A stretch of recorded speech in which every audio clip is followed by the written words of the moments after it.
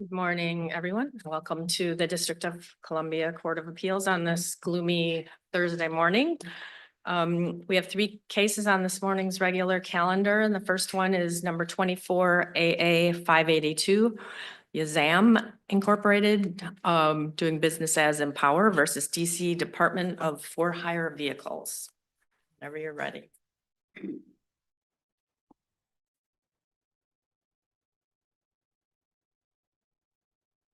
Morning, and may it please the court, Matthew Madden for petitioner YAZAM Incorporated, which does business as Empower. With the court's permission, I'd like to reserve 3 minutes for rebuttal. Sure. For a second time now, DFHV has imposed an extraordinary ex parte shutdown order on Empower.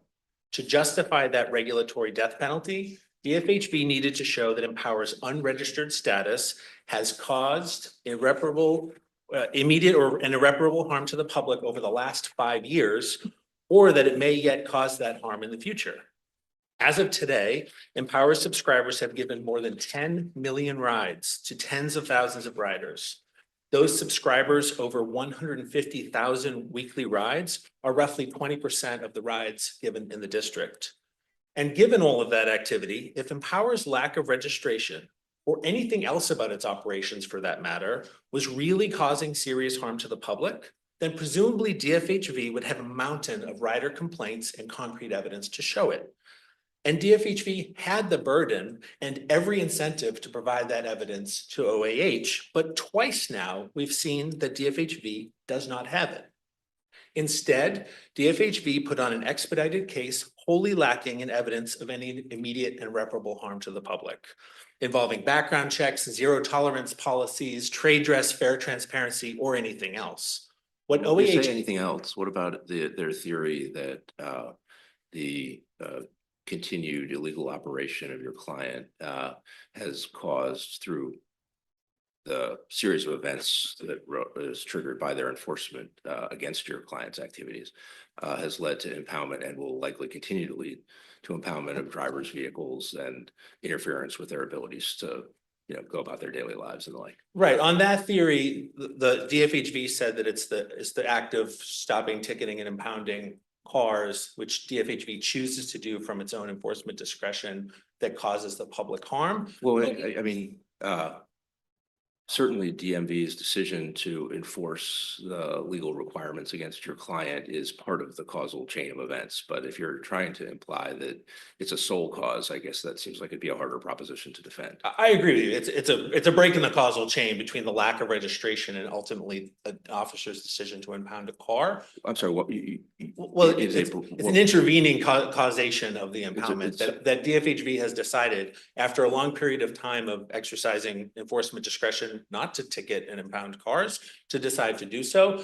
But even more to the point, OAH held that— Before are you just to make sure I understand the first point, if you're making one that's distinct, are you suggesting that because part of the sequence of events that results in that harm is a decision by DFHV to enforce, that somehow disqualifies it from being a predicate for a cease and desist order? And if you are trying to say that, I'd be interested in an explanation about why you think that's true. I think it is relevant to whether assuming impoundment causes public immediate irreparable harm to the public at all, which I want to get to in a minute.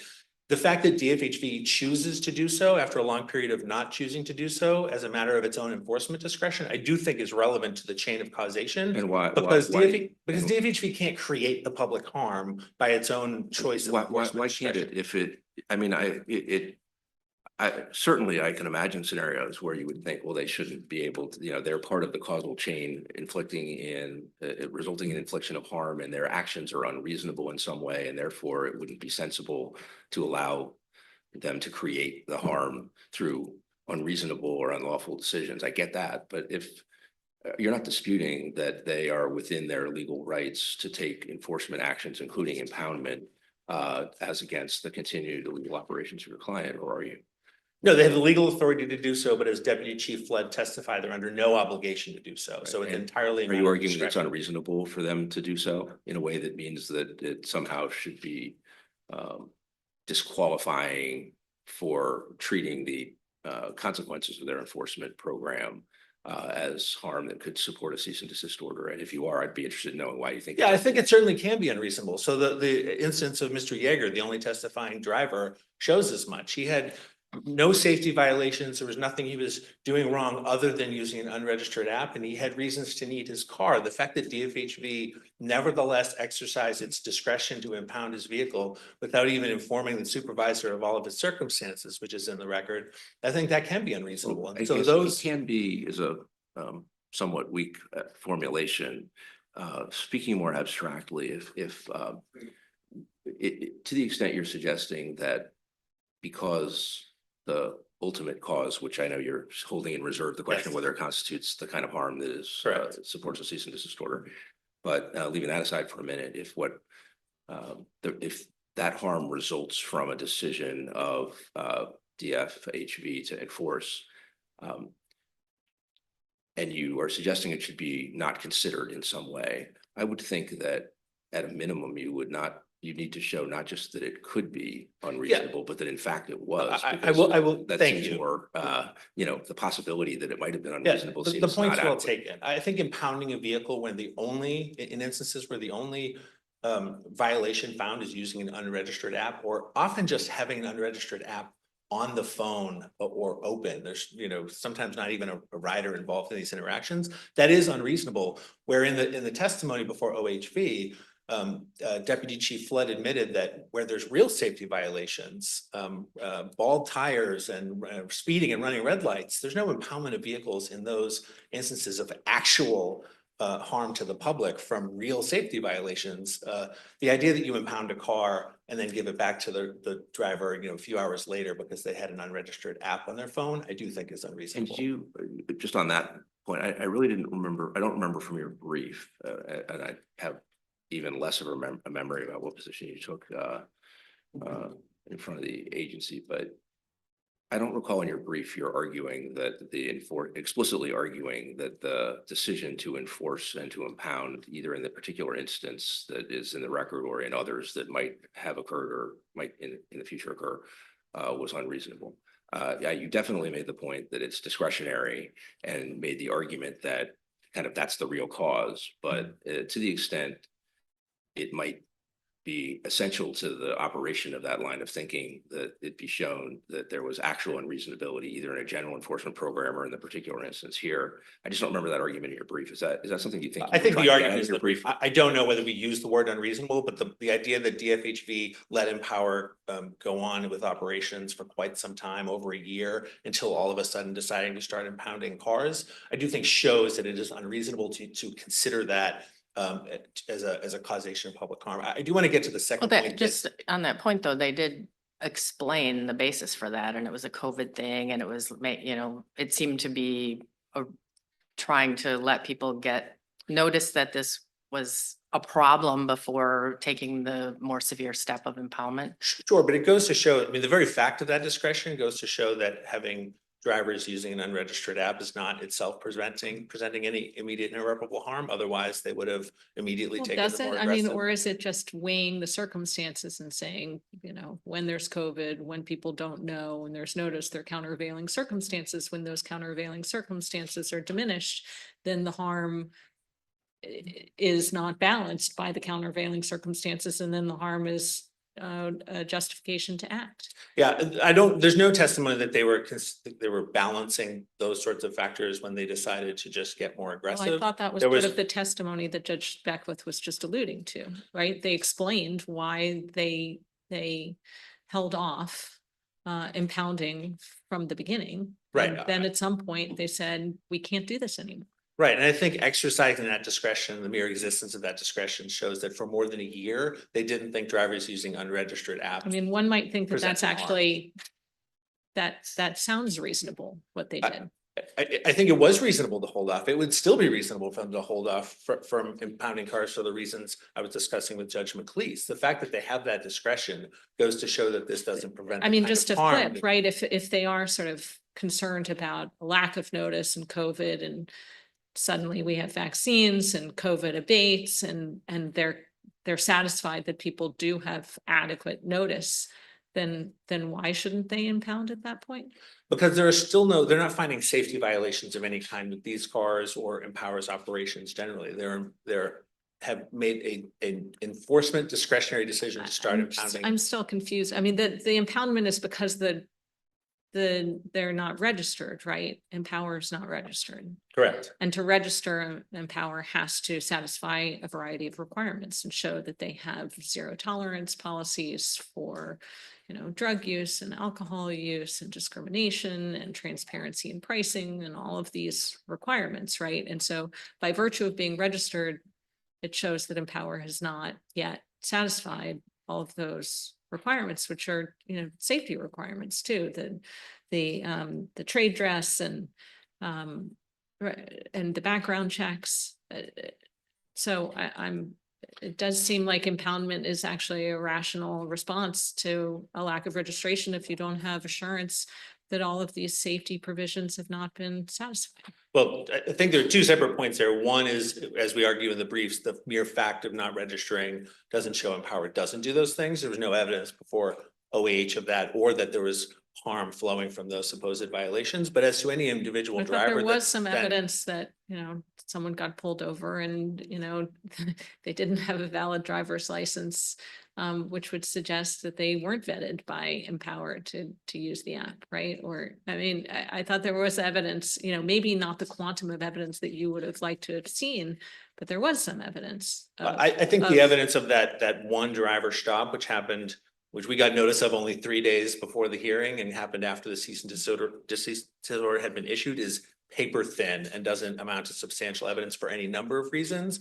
including that, as Deputy Chief Flood testified, all the time they encounter people using apps without being the subscriber, or without being the one registered with Uber or Lyft. And so there's no evidence in this record that this driver was an Empower subscriber, and in fact, he was not. And so this one instance. So you say, in fact, he was not. Is that something that there's evidence of? There's no evidence that DFHB presented no evidence that he was in fact an Empower subscriber. Well, we did not have the. I thought there was evidence testimony that they he saw an Empower app up.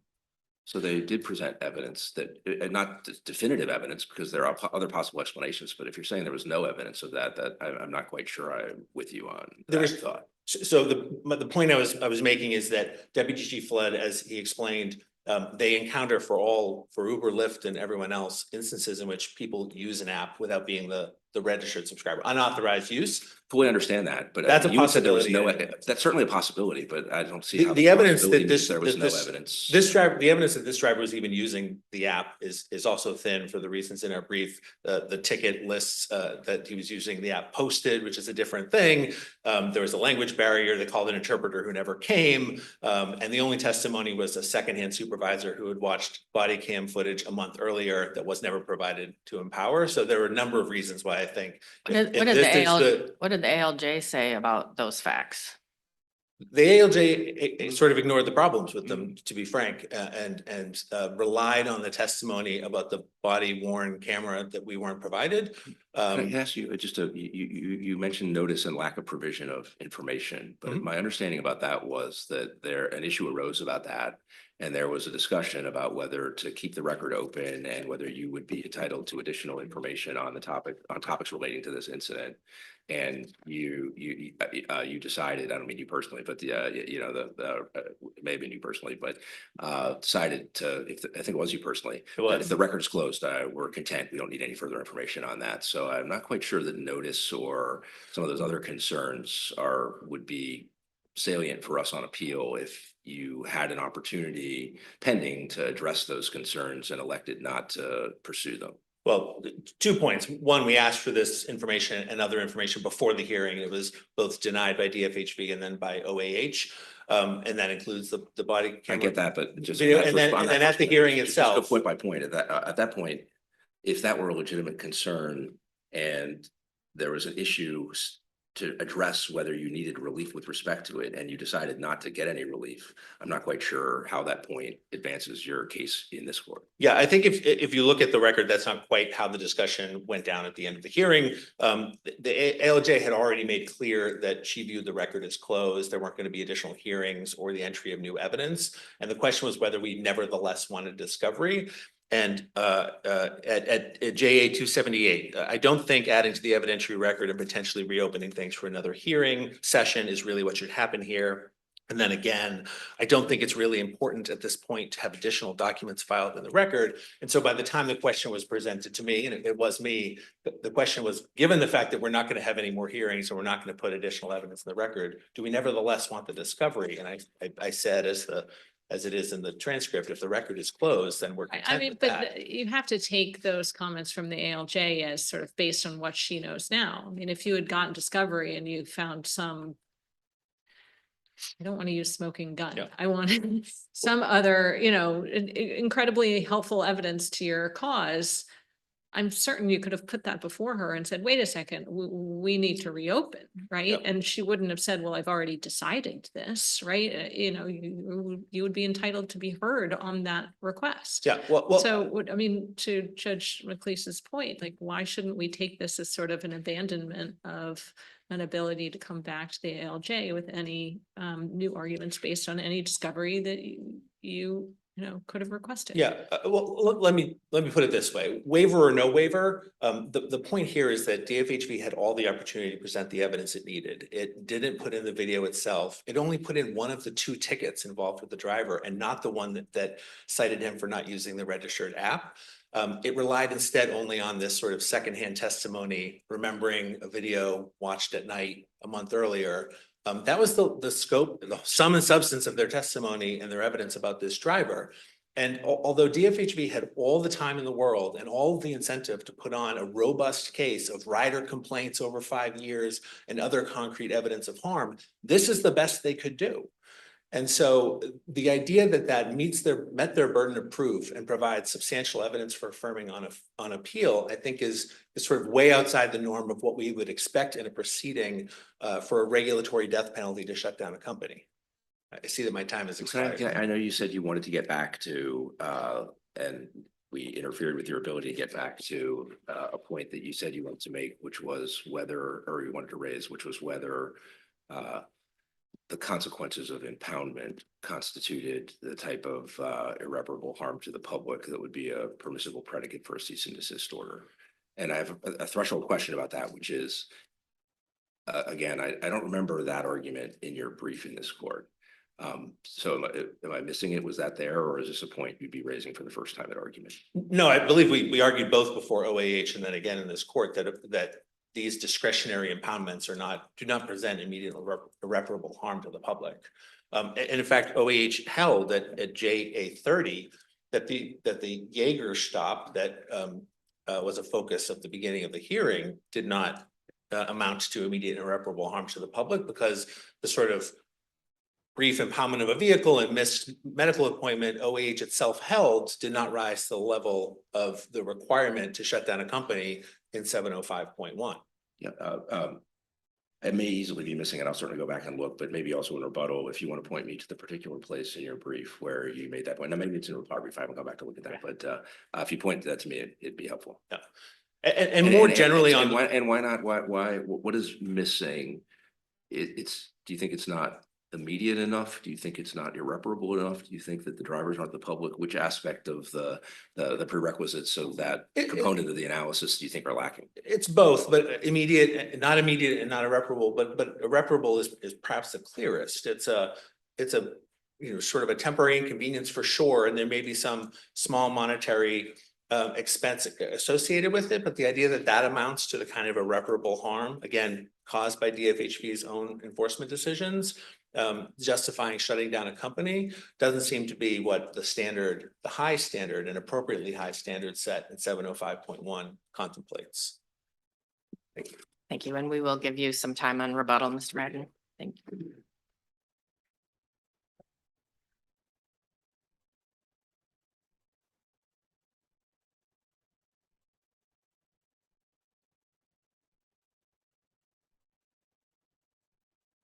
Good morning, Your Honors, and may it please the court, Theora Shenario on behalf of the District of Columbia Department of For-Hire Vehicles. Last February, this court held in no uncertain terms that Empower is a private vehicle for hire company subject to regulation under the Taxi Cab Commission Establishment Act and DFHV's regulations. And the upshot of that ruling was clear. Empower was required to register with DFHV as a private vehicle for hire company, and it was required to comply with the Act's substantive safety and consumer protection requirements.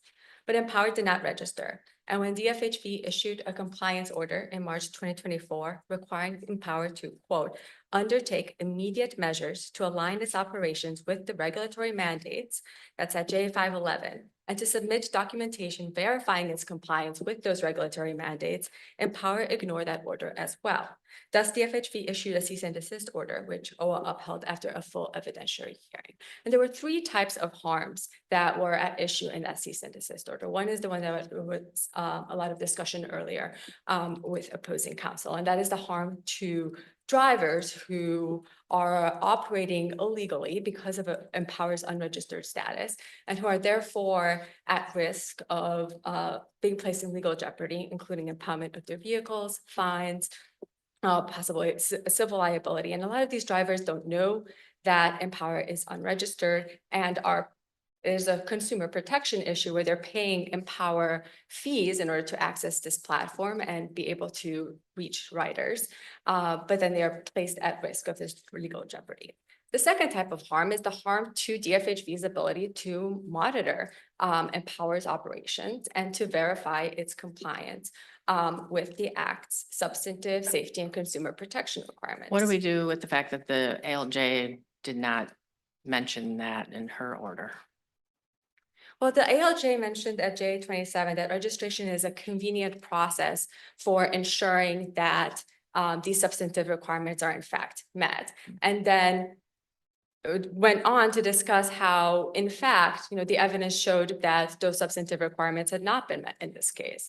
So when you think about what the risk is to DFHV not being able to confirm that these companies or that Empower is complying with the regulatory requirements, part of that risk is that the company might be operating not in compliance. And then you have evidence that it is, in fact, operating not in compliance, and the two types of violations merge. Can you be more concrete about that? So at times it seems like Empower's theory on this line of analysis is, okay, we didn't register, but we are making statements to you, DFHV, that we are in compliance with all of the safety and regulatory requirements, which is no different from registering in the sense of that's all that you get when someone registers is a bunch of pieces of paper that say things about compliance and maybe other information too. And so in terms of monitoring what we're doing, our registration doesn't really help DFHV. Which pieces, we're giving you the same information on different pieces of paper. So why does it interfere in concrete terms with DFHV's ability to monitor and check whether the assertions that are made, whether in a registration document or in other documents or representations, are true? What's the actual interference? And that seems like a potentially reasonable line of thought. And I'm just curious whether you think what's wrong with it, whether there was evidence that said that's not really what's going on, or that registration is more important because we would have gotten more information that we didn't get. I'm just not sure I get the concrete interference from lack of registration itself. Well, there's two responses, Your Honor. So the first one is that Empower didn't actually confirm with DFHV that it was complying with these substantive provisions. So when DFHV issued a compliance order saying, confirm that you do background checks, tell us who is your third party accredited institution that conducts these background checks.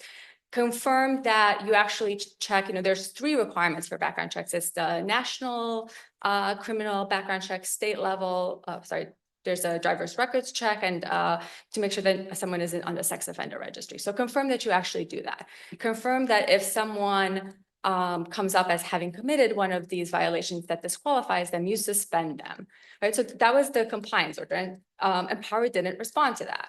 With zero tolerance policy, the compliance order says, confirm that you have these policies that prohibit discrimination on the basis of a protected characteristic. Confirm that you immediately suspend someone, as the statute requires, if there's an allegation of discrimination or alcohol use, and confirm that you have these investigatory processes that you inform customers about so that they know how to make complaints and they know how those complaints would be investigated. And again, Empower did not respond to those inquiries. to provide that information. And so we dispute that they, in fact, stated that they confirmed. And then you had the testimony from the chief information officer at the DFHV, who talked about how the registration process was not, simply submitting the paperwork, but it involved almost like an iterative process where DFHV looked at the paperwork submitted and verified that it in fact complied with the substantive requirements of the act. So there's a provision, I think it's at JA 117 to 118, where he talks about, we don't just look at whether they have something that's labeled zero tolerance policy. We actually investigate and ask them how in fact they investigate things and how in fact they implement those policies. And that's a critical aspect of making sure that the private vehicle for hire company is complying with the act.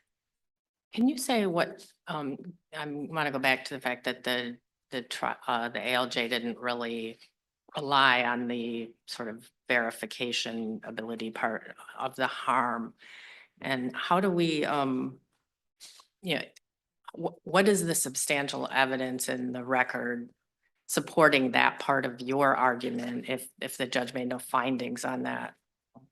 Well, one of the risks of not being able to engage in this process with the company, I mean, if Empower had registered, then DFHV would, by accepting that application and allowing them to register, would have made a finding that, yes, you've submitted the documents, we think you meet the requirements. By them not having gone through that process, there's an increased risk that they're violating those specific statutory provisions. So we say, the lack of registration risks that there's drivers who are operating in the district that are not subject to the required zero tolerance policies or that have not undergone the required background checks.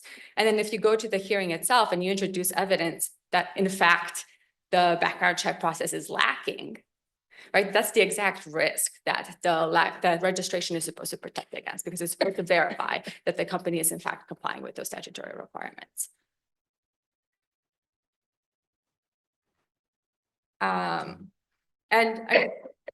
Empower's main argument essentially boils down to this argument that if they stonewall enough and if they ignore the regulations enough such that they deprive DFHV of critical information about its operations, how it investigates complaints, how exactly it conducts background checks, that then it can continue to operate in the district with impunity.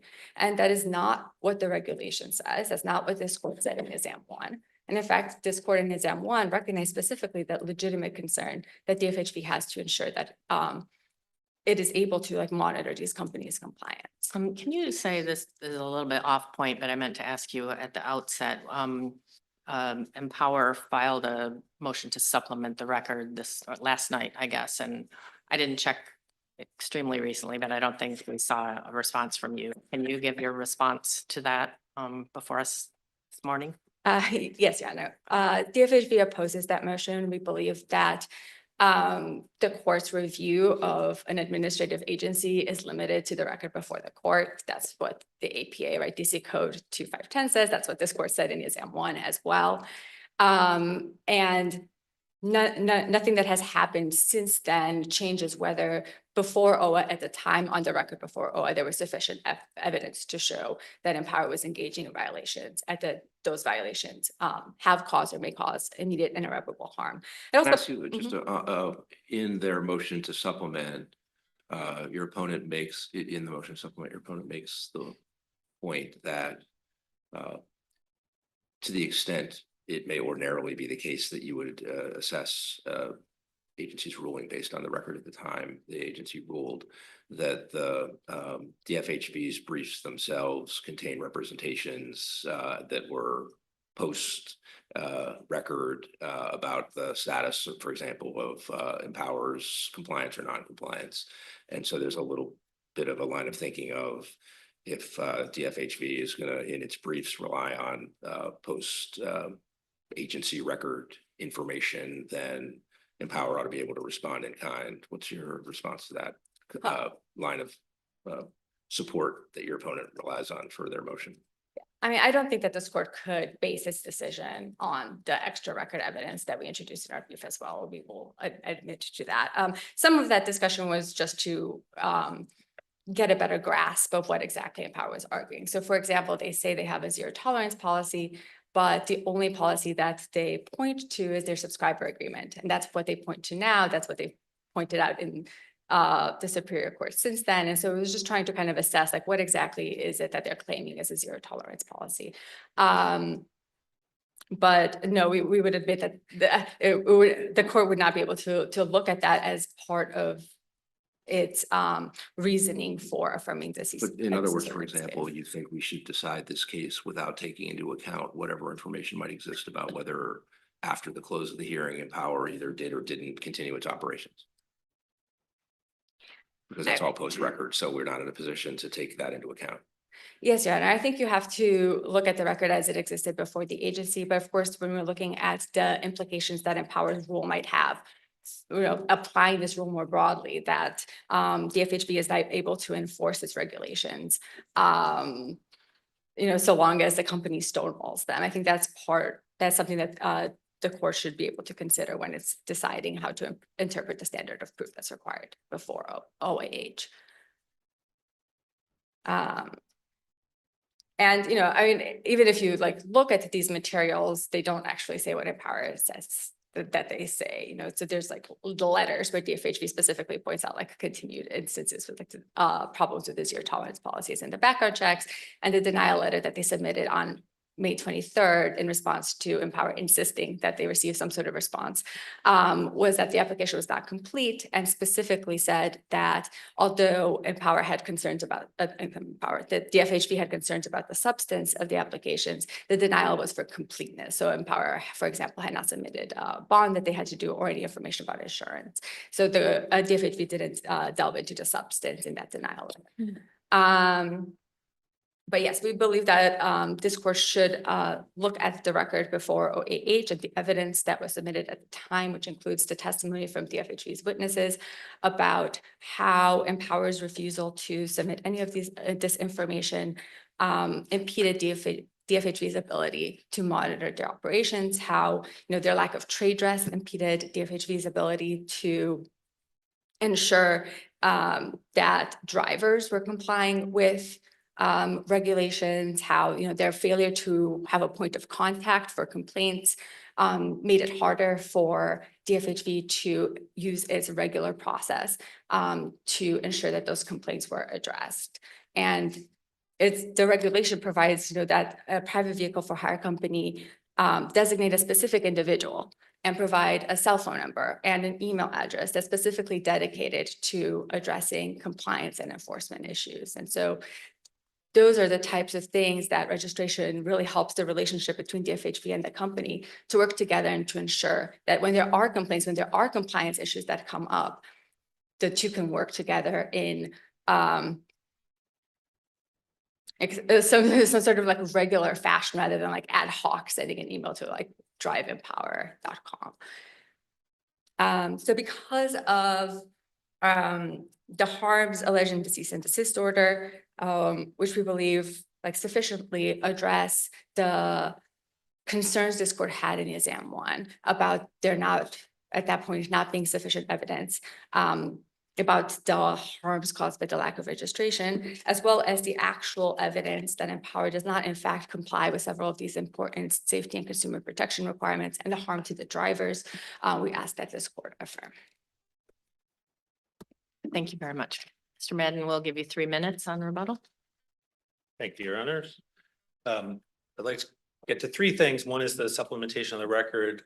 2 is Judge Beckwith's questions about the monitoring holding of the OAH, and then a couple of other things.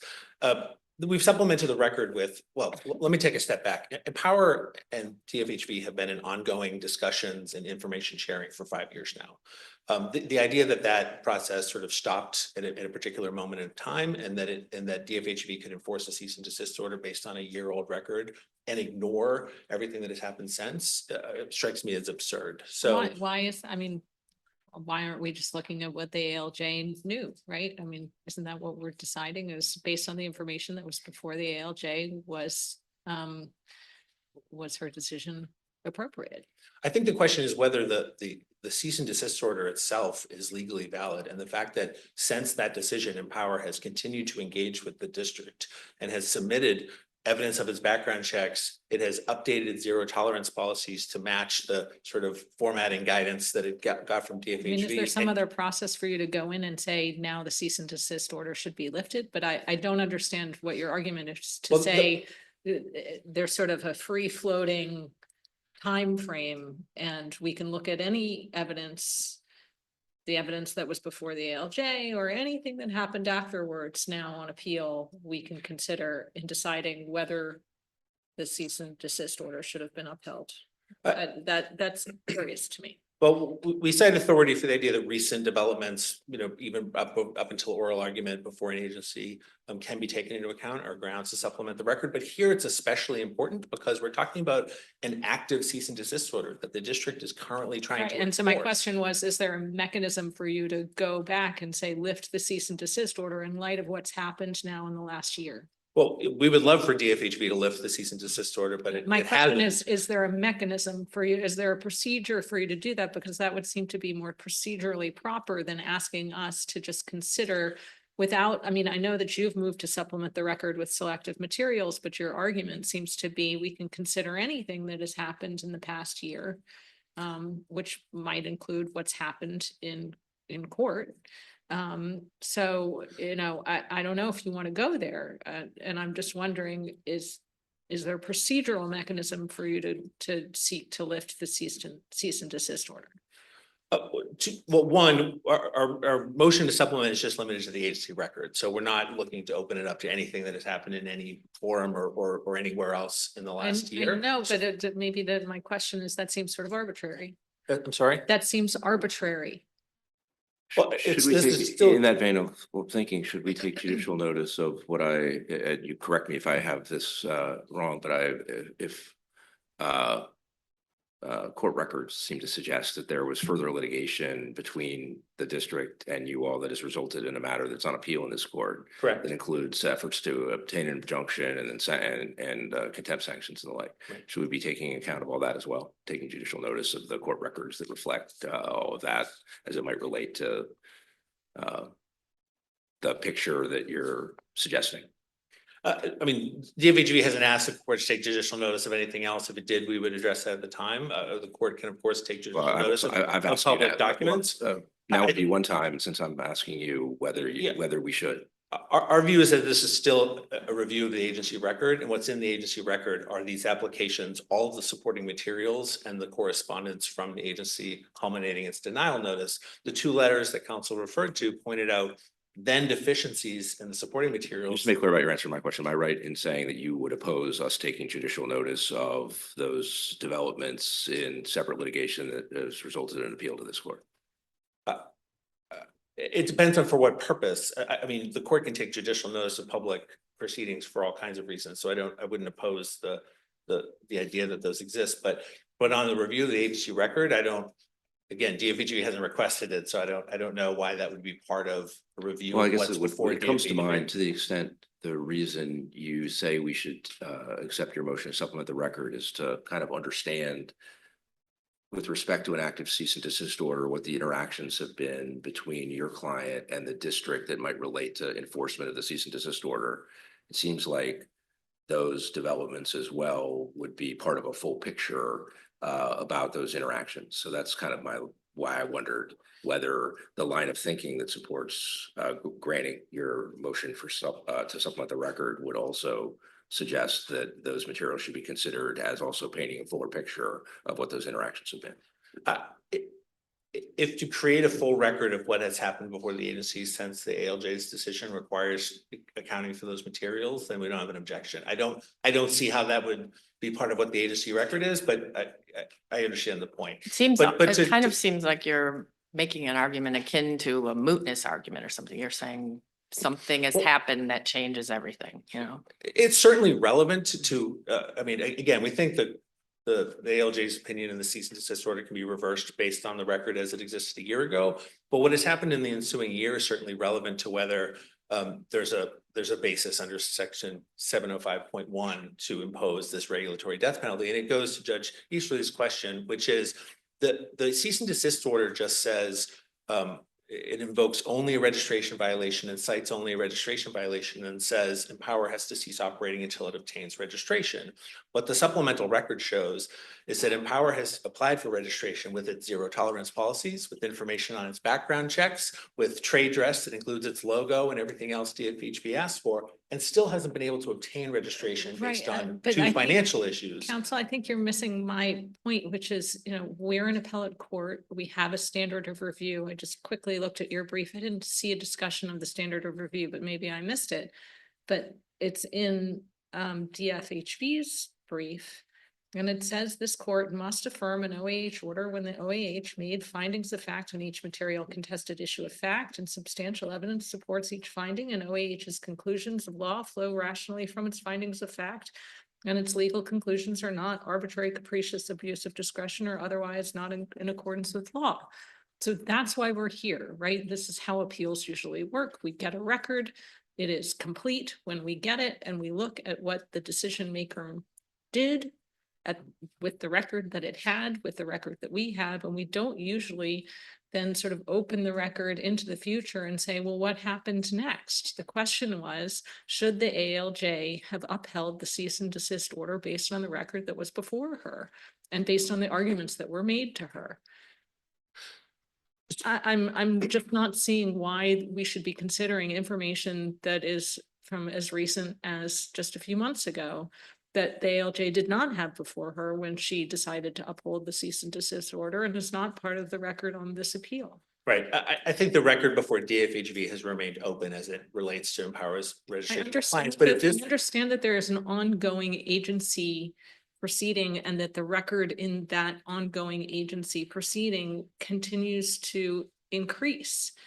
But our record is closed for this appeal, for this order that we are reviewing. If that's what the court concludes, then it should still reverse based on the record as it existed at the time of the ALJ's decision. And in failing that, in the alternative, it should consider remanding this proceeding for renewed proceedings before the ALJ. So the ALJ then can, in the first instance, consider these subsequent developments, including Empower's providing to DFHV all of its compliance documents on the various things that the ALJ found violations of, again, violations that weren't even alleged in the second C&D itself. I did very briefly just want to touch on the monitoring point, which is just to say to Judge Beckwith's questions, DFHV effectively admits at page 42 of their briefs that OAH didn't rely on a sort of general idea of monitoring of compliance, and that's true. It wasn't the point of the decision. The decision largely went outside the second C&D to find other violations without really any evidence, and certainly not substantial evidence of those, what they called completely separate violations. Before you sit down, I did want to give you an opportunity to address the question I'd asked in your opening argument, which was where in your brief in this court you made the argument that the consequences to drivers whose cars are impounded do not constitute the kind of irreparable and immediate injury that would qualify to be a predicate to. I tried to look quickly. What I found is that we relied on OAH's own holding that Mr. Yeager's stop and impoundment didn't qualify. So And although their theory was the ALJ's theory for that was more in the nature of the argument you were making about kind of it's not approximately a cause as opposed to that I didn't see anything. I don't think so. At JA 30, I think OAH is pretty clear that it found that the circumstances of the stop and the fact of the missed appointment did not meet the standards of section 705. Well, that's true, but the sentence at issue is, I was not convinced that there's the reference to what you were referring to, and then the sentence continues. I was not convinced that the causal link between Empower's failure to register and Mr. Yeager's delayed treatment was sufficiently close to meet the 705.1 standard. That seems to me a causation point, not those consequences to Mr. Yeager are the kind of thing that would constitute irreparable and immediate injury to the public and could serve as a predicate to a cease and desist order. So I had read it differently. If you think I'm missing something and you think there's something in there about irreparable injury or harm, feel free to take a stab at it.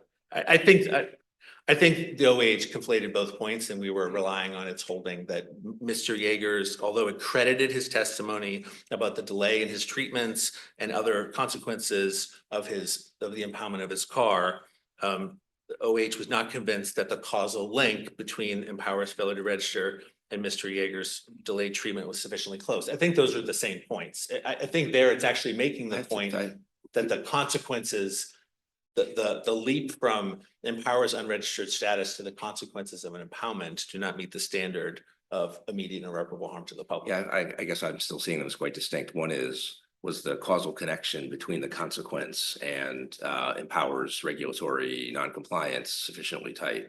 That's one thing. Completely different question in my mind. Assume there was enough of a causal link. Are those kinds of consequences immediate and irreparable injury to the public? That seems to me to be a quite distinct point. So I'm not to the extent you're seeing them as the same or closely interrelated.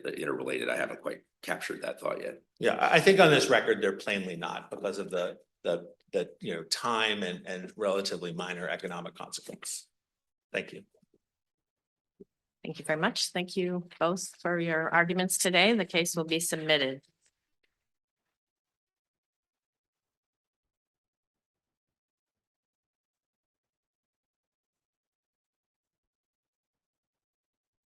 Second case on this morning's calendar is In re Larry KLAYMAN, number 24 BG 689.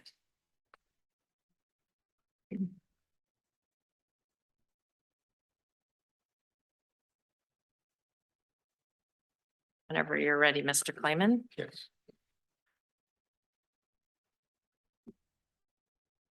Good morning, Your Honors. It's my honor to appear in front of you. I have been a proud member of the District of Columbia Bar since around 1980, almost 45 years.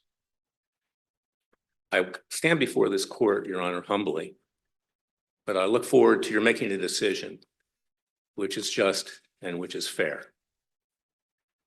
This bar, the nature of it changed, and I don't want to get too much into it here because I have collateral litigation that Your Honor, I'm sure, is aware of with regard to a preliminary injunction motion. But it became very politicized under the leadership of Hamilton Fox and his deputy, Julia Porter. Cases have been brought against conservatives, people of faith, others, and there are others on the left and on the Democrats who were not at fault infected. But what's really at issue here today, Your Honor, is the fact that on the merits, there should not be discipline in terms of disbarring me. This is really over the top. And nor should there be discipline at all, although I do take seriously the rules of ethics. It's why I founded Judicial Watch in 1994. It's why I run Freedom Watch today. I consider them to be extremely important. But the two major issues here today is that the court promulgated a rule that's 1.2, and that rule needs to be enforced. It is the rule of this court. It is not equivocal. It is absolute. And I want to read it to you.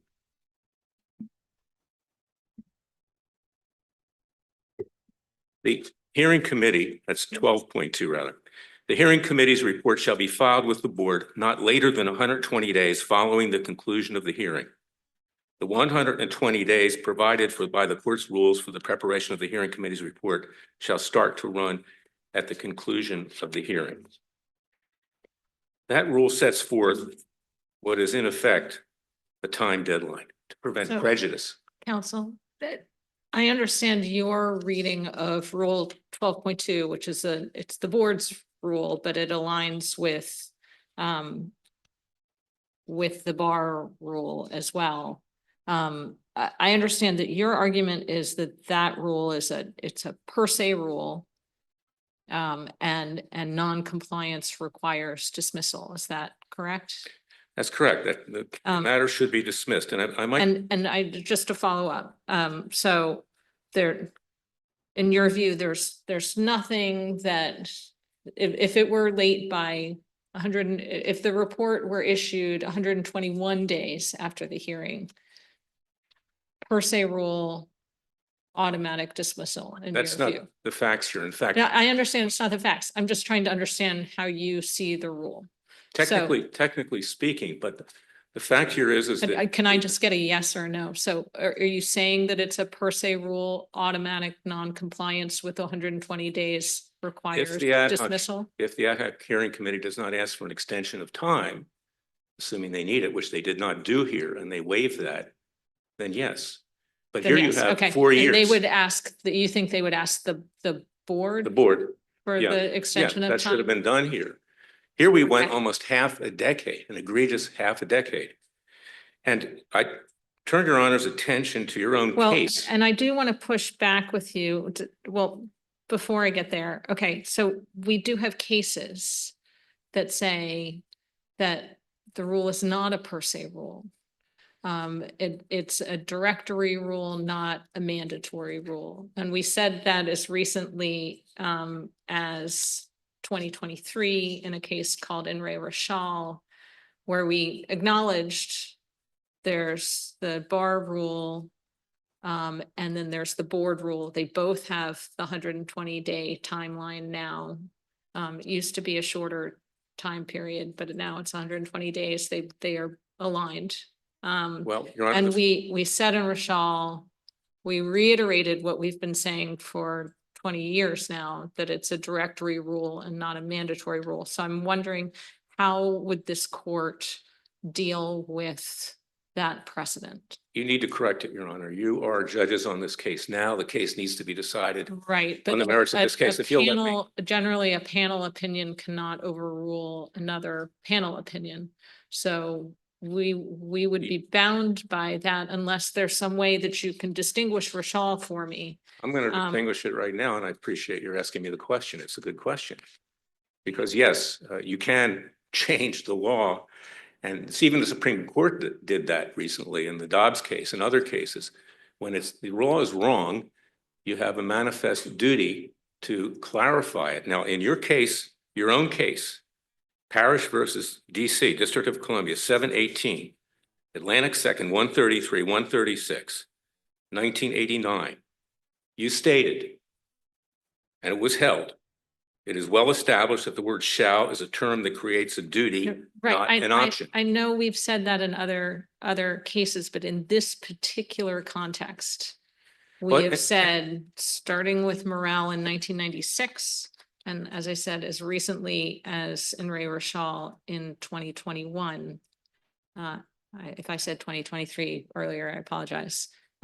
We have said that this 120-day time limit is directory, not mandatory. Now, we could go on bonk and overrule that, but this panel of three is bound by that precedent unless you can explain to me why I we're respect- not. And I I res- just didn't see any argument in your brief as to why we were not bound by respect- that precedent. I respectfully disagree, and that argument is just raised now with your honor, is that if a decision is wrong, you have a duty to correct it. Now, here's the kicker here, is that the reason this case went 4 years was because my suspension in the Sataki case was coming undone. Well, can I pause you And right that's there? legal 'Cause stacking. Counsel, I want to pause you on the timeframe. And I agree that the delay in your case was substantial. And I assure you that I have questions for disciplinary counsel about the delay. But I do want to press you on the timeframe. Because by my calculation, the delay was 3 years. And you have said that the delay was 4. And you have said that that there was sort of a reversal of course, 180-degree turnabout, I believe was That's your correct. phrasing. Because you said after the initial hearing, which I believe happened in July 2019, the hearing committee said that it could not make a preliminary determination that you had violated a rule. Right. And I understand you to be counting from that July time period. That's correct. The problem, as I see with that, is that after the hearing committee said we can't make a preliminary determination of a rule violation, it was agreed that there would be post-hearing briefing. This was pursuant to the bar rules, that the hearing was bifurcated. Well, that Right. gets to my point, if I may. Let me just finish and then I'd like you to respond. So the hearing was bifurcated pursuant to the rules, so the hearing was not complete as of July 2019. There was post-hearing briefing, and then in January of 2020, so just a few months after the initial hearing, the hearing committee said, we can make a preliminary determination that there was at least one rule violation. So your narrative that there was a turnabout after 4 years doesn't match up with the facts. There was an initial determination immediately after the hearing that there was no, that they couldn't make a finding of a rule violation. And then there was post-hearing understand what you're briefing, saying. and then the hearing committee in January 2020 said, we can make a preliminary determination, at which point it was scheduled for the completion of the hearing, because the hearing had been bifurcated. And at that point, more evidence was presented, and you yourself put in a number, I think 10 mitigation witnesses. That was the sanctions hearing. Then there was more supplemental briefing, and the hearing committee, the hearing did not complete until 2020. So I take your point, and I do take your point very seriously that there was a 3-year delay. But your narrative of a 4-year delay and of this about, reversal of course that they had said you had done nothing wrong until 2023 is just not supported by the Let me record. make these And points. now I'd like to hear whatever you have to If I say may have- to clarify your representation of the If record. if I may have some additional time, and I respect you, Your Honor, but you're telling me what is the case ate up about 3 minutes, but I want to get to the substantive aspect of this case too, because I also I'd went like on a that. response to my. Yes, rendition and of- I do you- think do there's a little you- difference. I guess the question is, do you agree with my timeline? That the hearing committee did not complete its proceedings until September 2020? I think from an equitable matter, Not Your from an Honor. I'm just asking. Yes, I agree with your You agree. timeline. There's a little difference between 3 and 4 years, okay? And And during okay. that time But there period, is a difference between you saying that the hearing committee made no decision about you needing, about a preliminary, making no preliminary determination of a rule violation from July 2019, and then suddenly reversing That's course extremely in rare. 2023. That's what your brief says. it's extremely rare. And look, the facts are the facts, and you saw them on The the facts are briefing. the facts. And Do you interpret agree- them, you interpret it differently. No, this isn't a question of interpretation. I'm just trying to ask you, do you? I at just this answered your point- question. No, I don't believe that you have. So I'll try and ask it one more time. Do you agree that the hearing committee made a preliminary determination that you had violated at least one rule in January 2020? Ultimately, yes. Okay. Yes. Now, Thank if I may have some additional time, I would respectfully ask for that. So we have a 3-year delay, which is serious. And as I said, Okay. I certainly will be asking disciplinary counsel about that. Yes. If I may get to the substance as well. During that time period, it's very important because I presented Professor Erwin Chemerinsky as a witness, who's from the dean of Berkeley Law School, very distinguished, not of my ideological bent, but an honest man. Pro bono, he came in. I presented the findings of Judge Gould, who said that I disclosed everything I needed to disclose. Professor Chemerinsky stated that the same thing, as well as that my filings were reasonable. I'm gonna stop you there because I think that there was an objection to sustained that to the question, do you have an opinion as to whether I answered all the questions I was required to answer truthfully? And Dean Chemerinsky was not permitted to answer that question. Well, he should have been, so that's another basis for appeal. Well, but have you briefed that? Right? I will brief it in a understand that supplemental Your brief. brief presents a version of the facts that is favorable to you. I'm an advocate. You are an advocate, but the hearing committee made findings And the board relied on those findings. And now we're here, and as an appellate court, we are bound by those findings unless you can tell us that those findings Right. were wrong. I'm going to tell, and The I said that, factual findings. I said that in my brief. Now, Or I, whether you can tell us that the evidence shouldn't have been admitted that the way it was, or that evidence was improperly excluded. And I didn't see an argument Well, in we- your brief that matters were excluded that should have been admitted, or that certain evidence was admitted that should have been excluded. I didn't see that. Your Honor, may I have some additional time here to get I- into that? We're already at 1:22. I wanted to reserve 3 minutes, but Mr. Klayman, now we I have can less move- than a we minute. can move on, but you're using your time to cite to matters, Dean Chemerinsky, for example, that's not in evidence.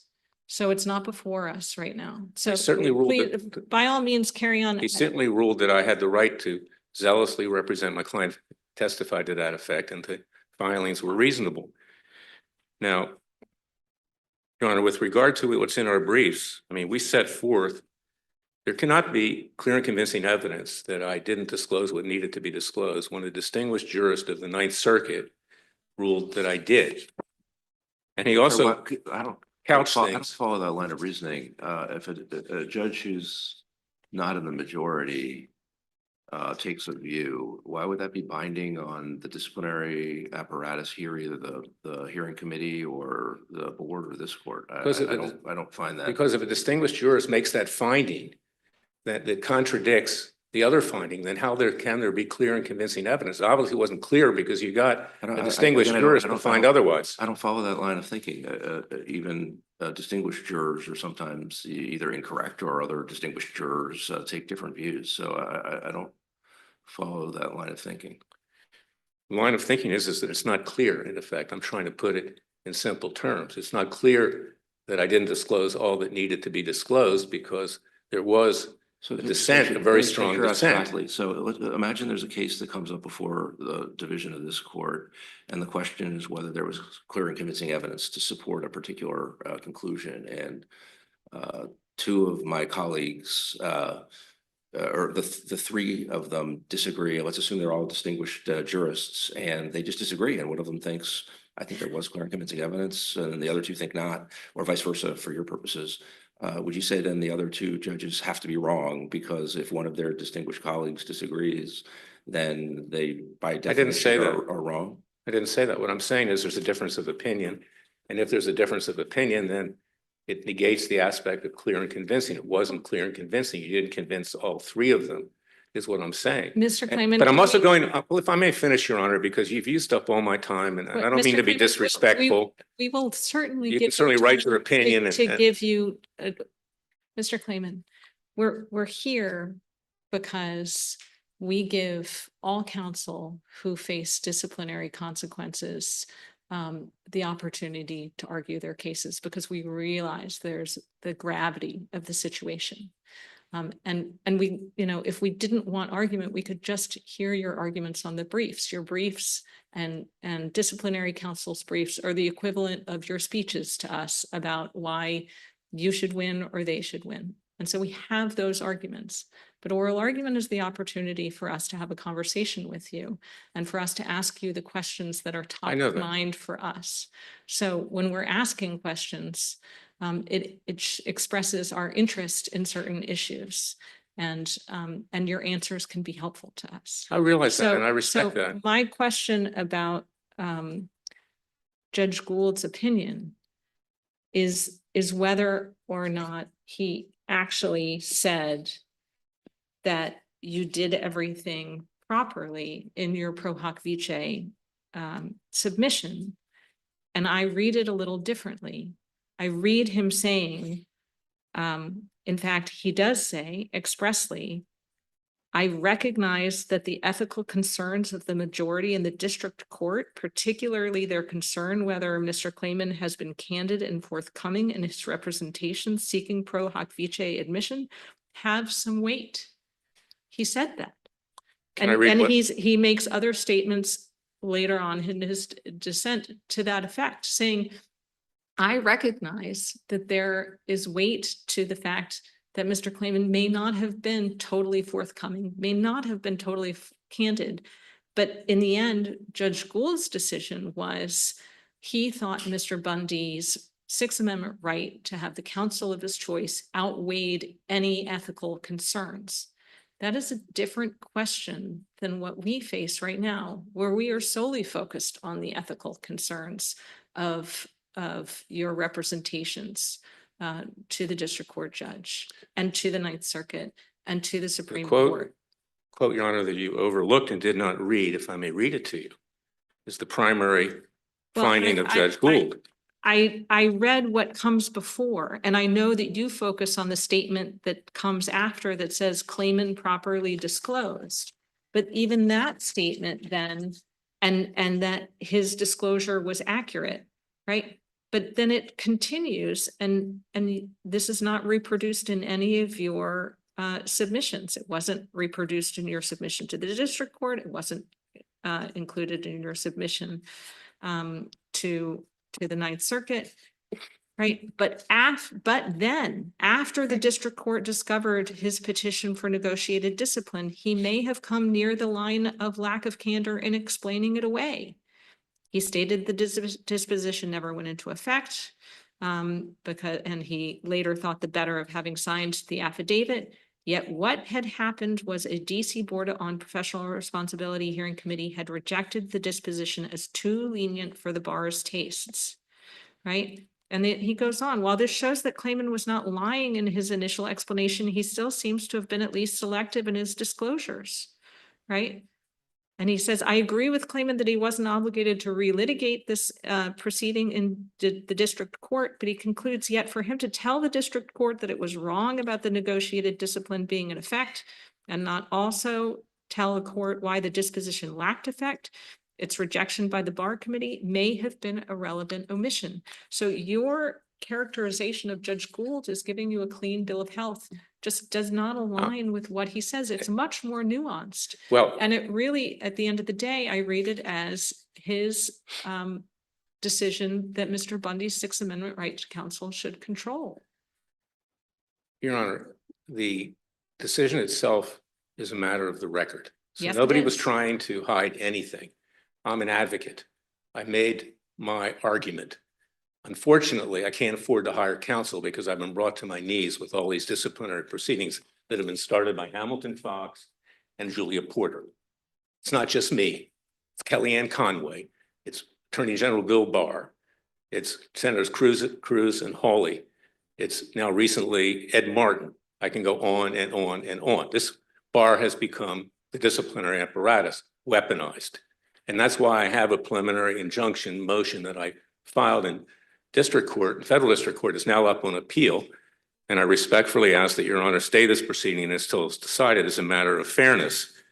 The viewpoint discrimination is actually being used, First Amendment and Fifth Amendment, against President Trump. And he's been enjoined a number of times discriminating allegedly against people based on their political and ideological views.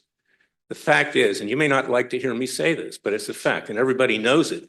And that's why President Trump was elected, frankly, because they saw the weaponization of what goes on here in the District of Columbia. He just took up nearly all my time, saying things that the same thing that was said by bar counsel. I don't have a chance to even address you because my time is now used up. So what I want to be able to emphasize is that if you have a rule, you have to abide by your rule. You don't get to decide it's different because it's Larry Klayman or because it's Rudy Giuliani or because it's anybody else. You promulgated that rule. The rules of statutory construction say that you have to obey the plain language of the rule. And the plain language, as I set forth in the Parrish case, is that it's not may, it's shall. And that's a duty. The fact that you don't like me, perhaps, or you don't like what I stand for is not at issue. You take an oath of office to rule based on the person, based on the rule of law, not the person. And I don't mean any disrespect here, but I have to defend myself. Mr. Klayman, on the question of delay, you may think our cases are incorrect. I tend to think we're bound by them, whether they're correct or not, as a division of three, but you're not suggesting they've been selectively enforced against you as opposed or non-enforced as against you, but are being enforced against others. We have a line of cases where we've said about this particular rule and its predecessors and its bar analog that it's directory rather than mandatory. So you're not suggesting Not that with- time witnesses being selectively enforced, are you? Well, it is. There's never been a case like this before, whether you say 3 years or 4 years, there's never been a case like this before. The Morel case was 4 months, not 3 or 4 years. And there wasn't a DC Court of Appeals rule in effect at the time. It was a board rule.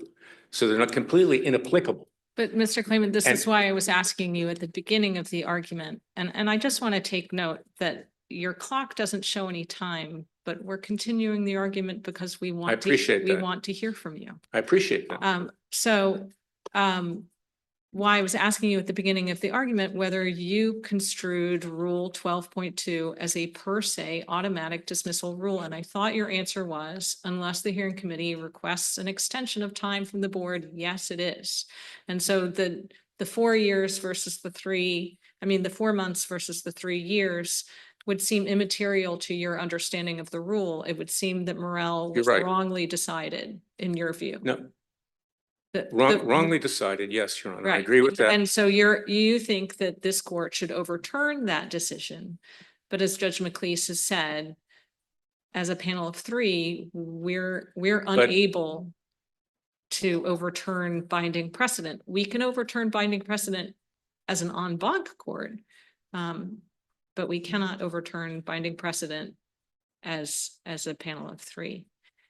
Can I make a few other points here? Yeah, counsel, yes, for sure. I do want to ask you about the sanction, but I don't know. Can I don't- make these points before we get to the Yes. sanction? Yes.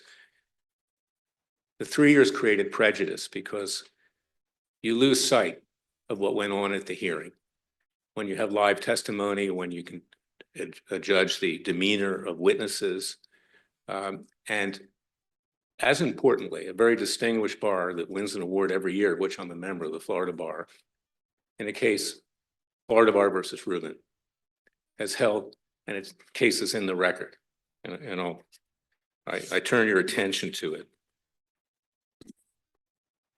That's 362 Southern 2nd, 12, Florida, 1978, the Florida Supreme Court, where disciplinary counsel held back on a disciplinary proceeding so it could ripen and go into effect just as another disciplinary proceeding was ending.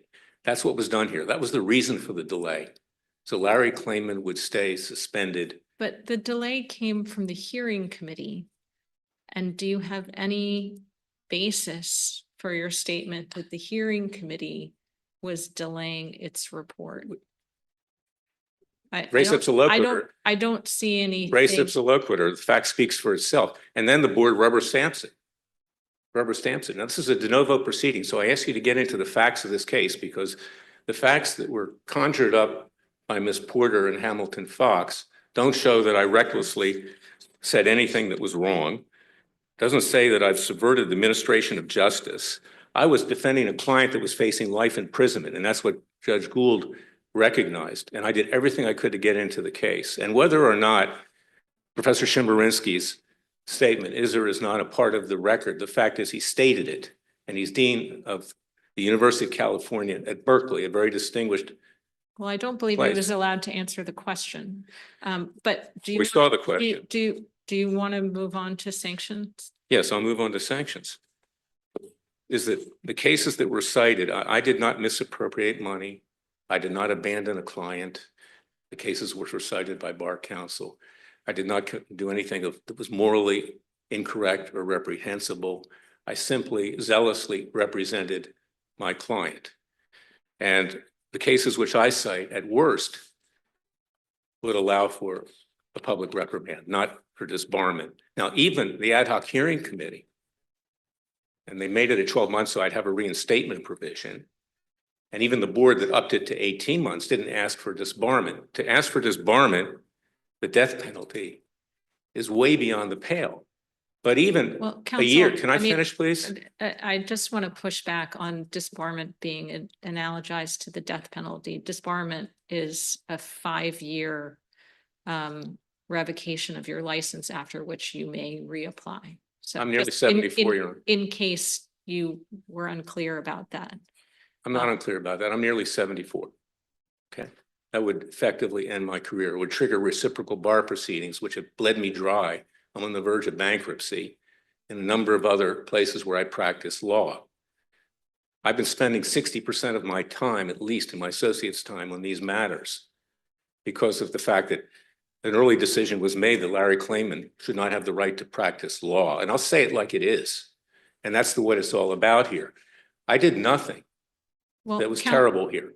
Counsel, again, if we're talking about sanction and assume, just for the purposes of argument, that we agree that with the board's determination that you committed these rule violations. And then the question is, what should the appropriate sanction be?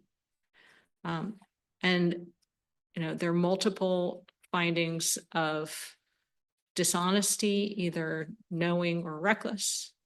But what strikes me as another pattern is that when people try to hold you to account, the district judge, the Ninth Circuit panel, there is, instead of just a pure argument of don't hold me to account, I didn't do anything wrong, or this was de minimis, it's an attack on the people who try to hold you to account. So for example, with the district court judge who denied you pro hoc vice admission, you then made statements that she was holding your client in solitary confinement, even though you were in court when his solitary confinement was discussed, and where defense counsel acknowledged that your client had requested solitary confinement for his own protection. And then you made statements that she had unjustifiably placed your client in solitary confinement. It seemed just a vindictive attack on the decision maker. So not just false, but also vindictive. Wasn't Right. vindictive, Your Honor. If I may respond. I This is a judge who the Las Vegas Review Journal, not a conservative publication, said had violated my the constitutional rights of my client. I'm just and the talking others. about the statement that you made that she had held your client in solitary I confinement. believe that to be true at the time. If it was But an error, yes, I did. And that's what Cliven Bundy had told me, okay, my own client. And it's fact, whether Mr. Hansen, who they never called to testify, they never called him to testify. They never called Brett Whipple to testify. They never called Judge Navarro to testify. They never called Judge Bybee to testify.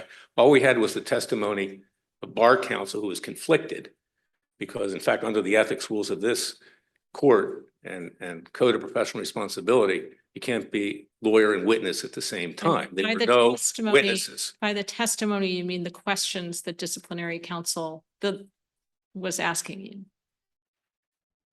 I saw in the transcript where disciplinary counsel was asking you questions and you objected No, I'm to not saying that. disciplinary counsel testifying, and the board said, she's asking you questions. I don't- So Whatever the board said, she was doing more than asking me questions. And that's why, as a de novo review, I ask you to go back into the record carefully here. but have you briefed for us that her questions were improper? I briefed that she acted improperly. I did not get it. We have limited space limitations, Your Honor. I wish I could have filed a 100-page brief. In fact, I don't recollect whether we asked for more space, but I think we did, and it was denied. I think, I'm not sure. But you have a limited space limitation. There was a lot to cover here, Your Honor. And the bottom line here is that if a hearing committee comes back and can't find it, it's extremely rare. I'm sure you know that. Can't find an ethical violation at the time the testimony is being presented. And then 3 or 4 years later, however you calculate it, all of a sudden you get slammed to the mat and with a year suspension, which requires reinstatement. And I might add, who's handling my reinstatement for the Sataki case? Ms. Porter. I have another lawsuit, regrettably, I had to bring on that because that's a conflict of interest. She wants me disbarred, yet she's the one that's handling my reinstatement in the Sataki case. There's an effort being made here to eliminate me from practicing law in the District of Columbia. And they're not unintelligent people. They know that that'll trigger reciprocal discipline in other jurisdictions. And it'll destroy me in terms of time and expense and financially, regardless of how Your Honors rule. This was a conscious effort to remove Larry KLAYMAN from the practice of law. Now, in the course of litigation, sometimes lawyers, and I might add one, can I say one other thing, Your Honor, before we did? I was Sure. never sanctioned by Judge Navarro. I was never sanctioned by the Ninth Circuit. I wasn't referred to the Nevada Bar, nor was Mr. Hansen. And consequently, And why is it now I'm in front of you? none of those decisions or lack of decisions are binding on us, but you, with respect to the allegation that this is sort of a malicious plot to remove you from the practice of law, what's your basis for that assertion? I know you take issue as you have with prior, this is your third case in this court relating to discipline. In the first two cases, the charges that were brought by disciplinary counsel ended up being, or at least some of them ended up being accepted by the board, and discipline has been imposed. And so with respect to at least the first two instances, although I know you strongly disagreed with, how those processes worked out, the upshot, at least at the level of this court, has been to think that there were legitimate inquiries into your conduct and legitimate determinations that there had been misconduct that warranted a sanction. And so what's your basis for the assertion that there is like a bad faith effort to remove you from the practice? There has been unconstitutional First Amendment and Fifth Amendment viewpoint discrimination, such as the Douglas Court found in the DC Circuit. That's why I went back To to be the clear federal about that court. case, But has let me nothing give you to a do- perfect example. Hold on and- for a second, Mr. Klayman. That case has nothing to do with the bar discipline process, right? Let me tell you why I'm being treated differently. And your Honor, in all due respect, you have to look inward here. The Kleinsmith case, Kevin Kleinsmith. Here's someone who pled guilty to a felony of falsifying an affidavit which triggered the Russian collusion investigation. This court let him off with a slap on the wrist, 7 months temporary suspension, no reinstatement. Larry Klayman is being treated differently. David Kendall Well, those Williams, can I finish? You're moving on to a new topic about David Kendall, I guess, but with respect to Mr. Kleinsmith, it seems like there are quite a number of factual differences between that scenario and this. So it's hard to draw an inference of any kind of viewpoint discrimination from taking one case that has a variety of different circumstances and comparing it to your situation quite different. He was accused, let me tell you why it's substantially similar under the test in Douglas. And now Judge McFadden in the district court used it to enjoin Trump with regard to the Associated Press, is that he pled guilty to falsifying evidence, dishonesty. I'm being accused of that here. Substantially similar. It's like the Douglas case where Black Lives Matter, there was no regulation as to how they could deface the city with graffiti and other stuff, but yet a group that favored Black lives, the unborn, was arrested, okay? And that's what gave rise to the Douglas case. Now, that matter is being litigated, and I trust that you will stay this action until it is litigated and let me play out my due process rights on Well, this. are you, because you had filed a motion requesting a stay, which this court has denied. So are you? Well, I'm renewing are the you motion. Orally. Yes, Ori Tennis, I'm renewing the motion. What is the rush here? This matter has already gone on for many, many years. Let that play out. Now, let's talk about David Kendall. That's also in my pleadings. I'm And sorry, what is it that you want to play out? The Douglas case? Which case? my case where I'm seeking a preliminary injunction, which is now in front of the DC Circuit. I see. Thank you. Yes. And I have a case, and this is what happened with regard to the board as well, misconduct by the Bar Council. When the board issued its decision, and they should have not issued it at that time while I had litigation pending to enjoin that at the time in front of this court, that non-binding Why is decision, that? can I please finish? That non-binding decision was sent out by Bar Council to my other jurisdictions. It wasn't even final yet. That was to harm me.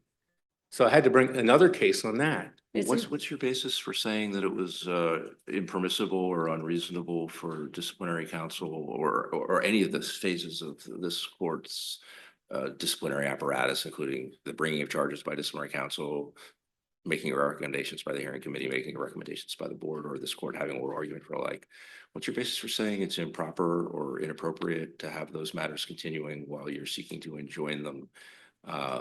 I mean, with respect to Klayman too, there were efforts to enjoin and get federal courts to intervene in this court's disciplinary process, which were unsuccessful. Your request for a preliminary injunction was denied.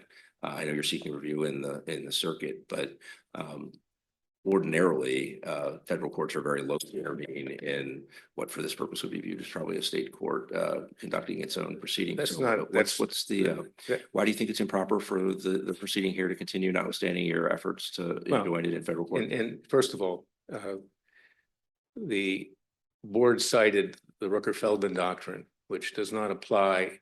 And I ask that you read the transcript of what occurred in front of Judge Jackson, who, by the way, when I brought a case to prevent bar counsel from sending out non-final decisions to try to harm me with my other jurisdictions, he was reversed by the DC Circuit with significant criticism. Yesterday, or 2 days ago, you can see what went on in that courtroom. I was not given any due process. And I actually did challenge him sitting on the case. I asked him to recuse himself. And it is legitimate to bring a case in federal court, particularly when I'm asking for damages there. I never asked for it here. I didn't ask for any constitutional relief here initially under the viewpoint discrimination doctrine in Douglas. There was nothing wrong with my going to a federal court, because if I had come here, Your Honors would have been making the decision that would have affected you, because Your Honor, this court is a defendant in that case, and there's a conflict of interest as well.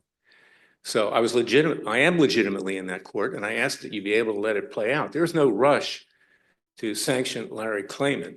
As a practical matter, with or without strong sanctions in this case, which should not go into effect, I won't be granted reinstatement here as long as Julia Porter's sitting on it, and she's the one that's making the decision and making recommendations as to whether I should be reinstated.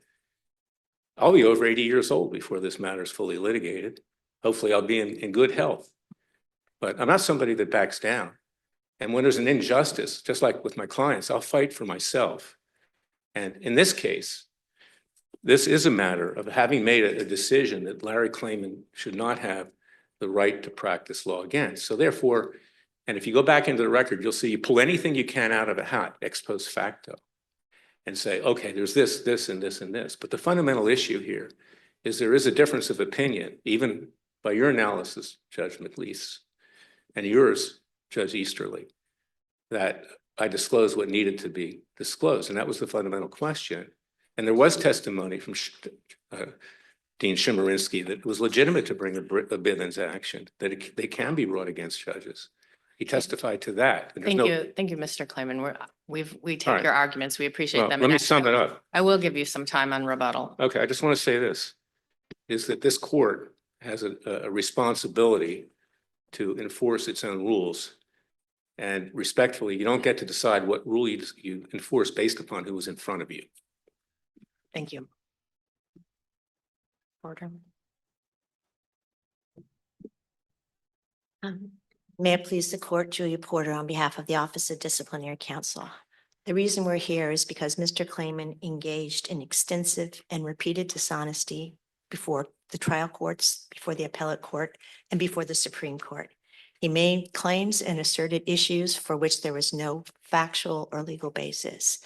When the judges ruled against him, he retaliated. He charged them, he sued them, and he moved to disqualify him, claiming that they were biased and prejudiced and made up claims against them. It was not just the false and frivolous claims that Mr. Klayman pursued for more than 2 years, but the fact that he repeated them over and over again, knowing that they were not correct. And that misconduct did not end with the Bundy litigation. It continued in the disciplinary proceeding. When the board chairs moved against him, he said that they had to be disqualified because they were biased or prejudiced. He sued disciplinary counsel now 13 times.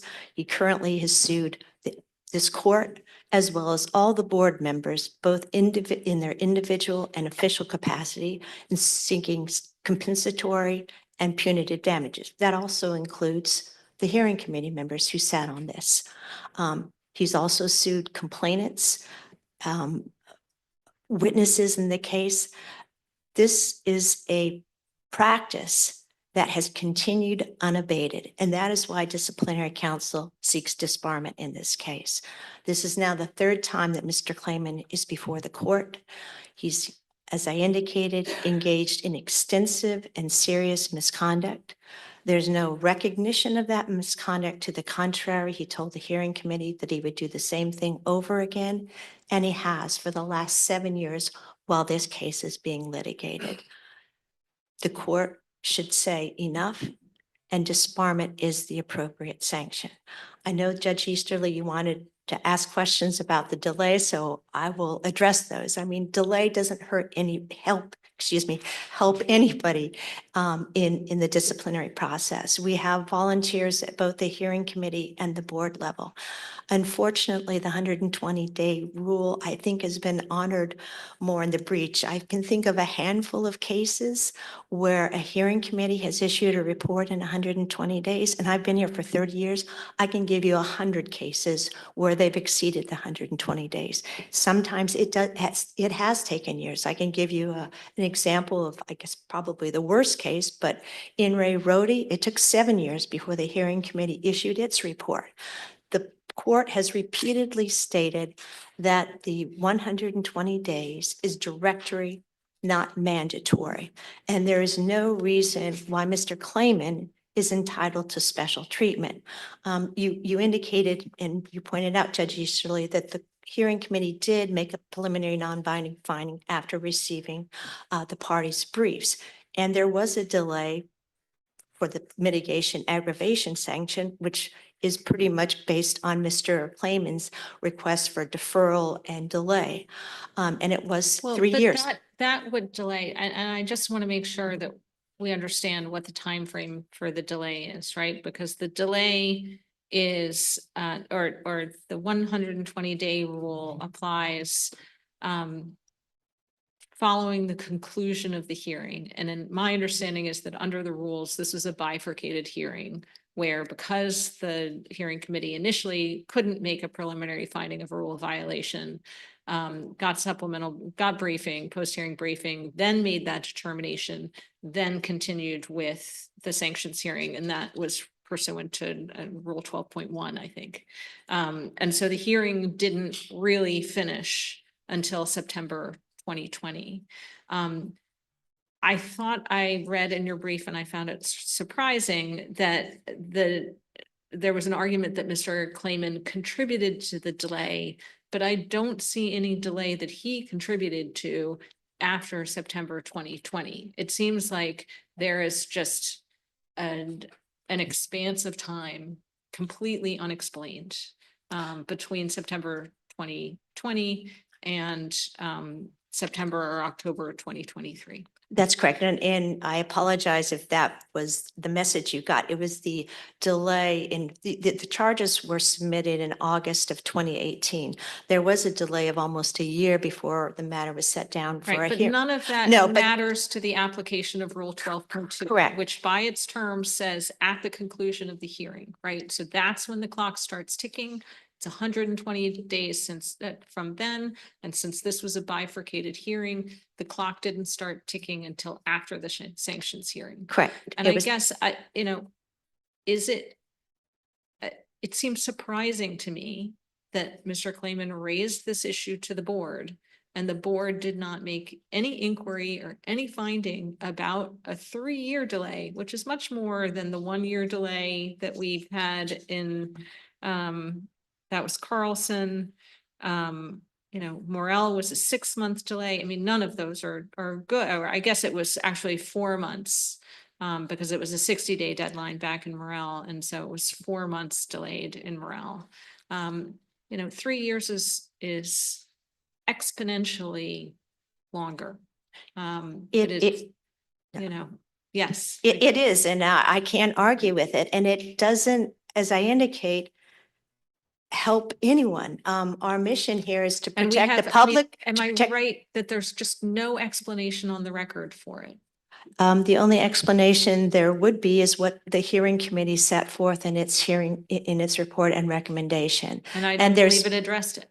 That is correct. I mean, I'd also note that if Mr. Klayman were so concerned about getting a decision within 120 days or shortly after the 120 days, he had within his right to file a petition for mandamus or to some request, but there was silence on his part too. Do And you as a think hearing, do you think disciplinary council has a role there too?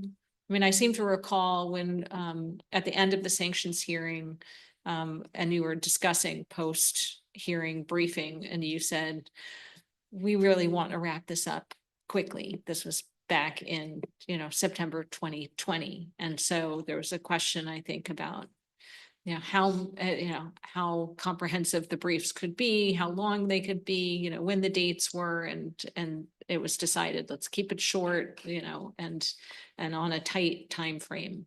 Do you think disciplinary council then has an obligation to come back after, maybe not on the 121st day, but at the year mark to say, we have unfortunately many cases that are pending before a hearing committee for a year or more. I mean, maybe 3 years is on the far end, but it's certainly not the longest. And I indicated that Rhodey was 7 years. So yeah, yes, it's a very serious problem in our disciplinary system. And I think part of it comes because the court has a system where there's volunteers at both the hearing committee level and the board level. And I guess the record in this case was voluminous. I don't have any explanation or any excuse for the hearing committee to take 3 years to render its decision. And I'd submit that there, as the board found, there was no prejudice to Mr. Klayman. Who is prejudiced is the public and the courts, because someone who has been found to have engaged in extensive and serious misconduct is permitted to still have their law license while the disciplinary system, wins its way to the court and waits for a final decision by the court.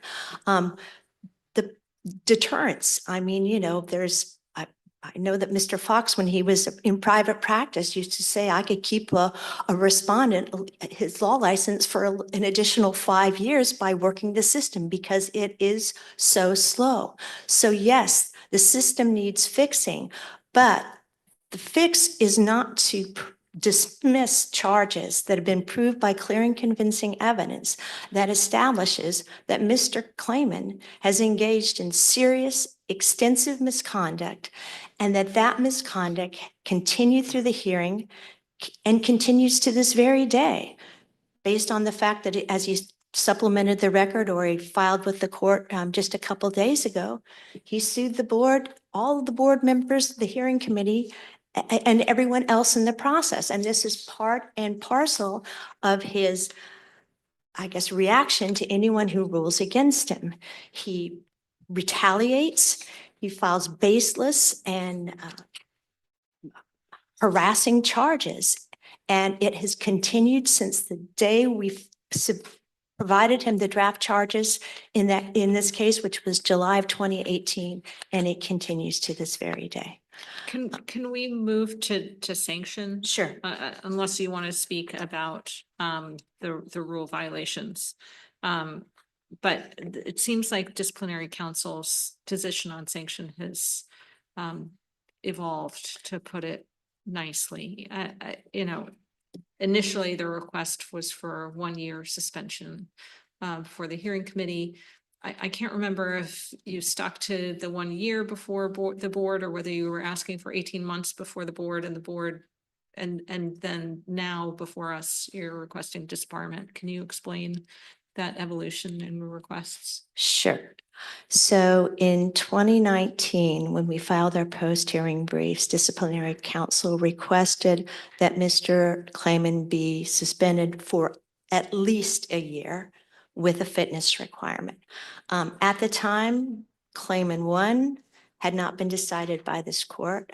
Claimant 2, I'm not sure exactly what the status was. I know that there had been charges and a hearing. I don't know if the hearing committee report had been issued. So at the time that we made that initial recommendation, which was at least a year, not a year, but like, maybe quibbling, that was the status of the matters against Mr. Claimant. Since that time. Can I the- pause you one Sure. second, just to make sure I understand? Is Clayman 1 the Florida matters, the judicial watch matters, or is that Clayman 2? Claimant 1 were the 3 conflict of interest matters. One was in Florida, one was in the Superior Court, and one Okay. was in the federal court. And that ended up being a 90-day suspension that Okay. this court I just want to imposed. make sure I'm thinking of what Clayman Right, 1 and is. Claimant 2 was the Sataki matter, Got which it. this court. And as far as arguing to the board, given that all that had transpired between our initial, I guess, recommendation in 2019 and when we argued before the board, which I believe was December of 2024, a lot had transpired, including this court's decisions in Claimant 1 and Claimant 2, the fact that Mr. Claimant had repeated the course of conduct that he had engaged in the Bundy matter, including, I guess, suing disciplinary counsel more than a dozen times, suing the board, suing the hearing committee members, in the lawsuits that he filed in the federal court. And I think as Mr. Claimant just indicated, when the judge rules against him, like Judge Walton just did 2 days ago, he asked that Judge Walton be disqualified because he's obviously biased or prejudiced. This is a course of conduct that has gone on and not just for I guess the last 7 years that we've been litigating this matter, but since almost the beginning of Mr. Claimant's being licensed to practice. And that's one of the things that the Ninth Circuit laid out as far as all his, I guess, additional confrontations with judges who rule against him. In the Robles case, I know that the hearing committee and the board cited that in both of their reports because that was something that was going on contemporaneous with our charges and our investigation of Mr. Claimant. In short, it's not going to stop. And I think the court does need to send a message, both to Mr. Claimant and to the rest of the bar, that this conduct is unacceptable. And it does warrant, given the serious nature of the misconduct in this matter, given the fact that this is the 3rd time that Mr. Claimant is before you, it does warrant disbarment. Can I ask you a practical question? So Sure. Claimant 2 imposed 18-month suspension with fitness, if I'm recalling correctly. Is that accurate? That's correct. And I think there was a statement in one of Mr. Claimant's filings indicating that he had been intending to, but I think implying that he had not yet applied for reinstatement, that 18 months is run and that he hasn't yet applied for reinstatement. Is that an accurate description as far as you know of what the state of play is there? My understanding is this, when the court suspended Mr. Claimant and Claimant 2 for 18 months in fitness, as you correctly stated, Mr. Claimant still had not filed his 14G affidavit. I think that the court had suspended him on an interim basis because the board had recommended more than a year or fitness. So Mr. Claimant had never complied with the court's order as far as filing an compliant affidavit. So his 18 months didn't begin to run. He did file a petition for reinstatement in fall of 2024. The board denied it because when you file a petition for reinstatement, you have to fill out a reinstatement questionnaire. And among other things, Mr. Claimant was not truthful or accurate in responding to those questions. And that was the basis for the board's dismissal of his petition for reinstatement. And are you saying that as far as you know, a compliant Rule 14G affidavit has never been filed in? No, he did now- ultimately. he- He did ultimately. Yeah, he did. I cannot give you the date, but at some point, Mr. Claimant, after the court suspended him for 18 months in fitness, and I can't give you the time frame because I know that Mr. Claimant was pursuing other litigation, rehearing en banc and other federal court actions against the court and some of the board members. He eventually filed the 14G, but I can't give you the date. But he has now served the 18 months in the Claimant 2 matter. And how, assuming for a moment that rather than disbarment, the court were to accept the board's recommendation of 18 months with fitness requirement. Do you have any knowledge or belief about how things work when someone has a prior suspension with a as yet unfulfilled fitness requirement, and then a new suspension comes along with an additional fitness requirement? That seems a little confusing about multiple fitness requirements arising out of multiple matters, and I haven't run across that before. Is that something that you're aware of, policies or practices, or how that might be managed? I don't think we've encountered this situation, at least I don't have any memory of a case where a lawyer has been suspended with fitness and then there's another recommendation of a suspension, lengthy suspension with fitness. But I would submit that the fact that this is the second time where the board has recommended fitness and given a number of reasons why is a further, I guess, cause to order disbarment in this case. Counsel, I don't know that this argument has been made, but do you think that the delay in the hearing committee's issuance of a report could be considered as a mitigator in this? I don't see how it could be, given that there's been no prejudice, and that's what the board found. And there is no prejudice in the sense that, it, unfortunately, the prejudice I submit is to the public, and the court's, policy of deterrence. It shouldn't take this long. And it shouldn't, I don't know of any case where it's ever mitigated. The only, I think, argument about mitigation is usually made when disciplinary counsel delays in filing charges and therefore evidence is lost or witnesses' memories fade or they're no longer available.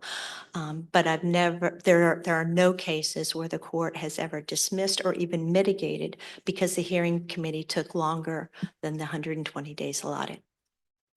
And I guess the last question I have is, do you think that the conduct, the rule violations in this case on their own justify disbarment, or is it the rule violations in conjunction with other actions, contemporaneous actions from Mr. Klayman? And if it's the latter, then are those properly considered?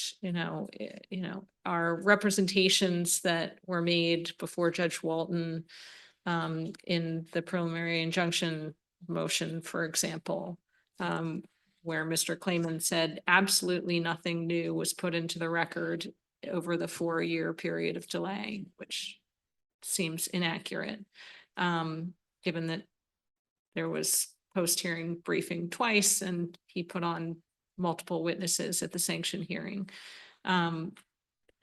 Is that properly considered, or is that off limits for us? Okay, well, let me answer your first question about whether or not just the misconduct alone could, I guess, warrant disbarment. As you indicated, we didn't ask for it initially, but yes, I think you could make an argument that the misconduct in the Bundy matter, the extensive dishonesty, the repetition of that dishonesty, the frivolousness, the retaliation. We cited some cases in our brief, Baber, Barber, Orsi. There's a reciprocal case, Ling Shoshe, involving, a lawyer who was retaliating against judges. So yes, I think you could make an argument, but we rely also on the conduct that occurred during the hearing and continues to this day. And I think it is appropriate. I know that the court has considered in the Latimer case where the lawyer, after I think the hearing, filed a defamation case against the client because she had filed a claim with the client security fund in order to get some of the fees, or the fees that she had paid Mr. Latimer. The court considered that as, evidence that, number one, Mr. Latimer doesn't acknowledge, he's not taken the remedial steps he's done, he's retaliated. And based on that, the court imposed a fitness requirement that had not been recommended by the board. So yes, the court has considered the lawyer's conduct during the hearing and while the proceedings are pending. And it's not as if these lawsuits are, I guess, there's any dispute about what they are and what's been alleged and the resolution of those. So we're not asking you to make a factual finding, but to take judicial notice of what's occurred during and guess, up to this day, as far as Mr. Klayman taking retaliatory actions against the participants in the disciplinary system in order to intimidate them and retaliate. Okay, thank you. Thank you, Ms. Porter. Mr. Klayman, we'll give you 3 minutes. Thank you for your time, Your Honor. First point I want to make out is that I asked for discovery in this case. I didn't get it. I wanted to depose Judge Bybee and also Judge Gould. That was refused. So that was a denial, in my view, of due process in a case as serious as this in terms of what they're asking for. I should have had at least some discovery. I might also reiterate that Ms. Porter never called these people as witnesses, never called Judge Bybee, never called Judge Gould, never called my local counsel, Mr. Hanson or Mr. Whipple. And she had the opportunity to do that. That's a denial of due process.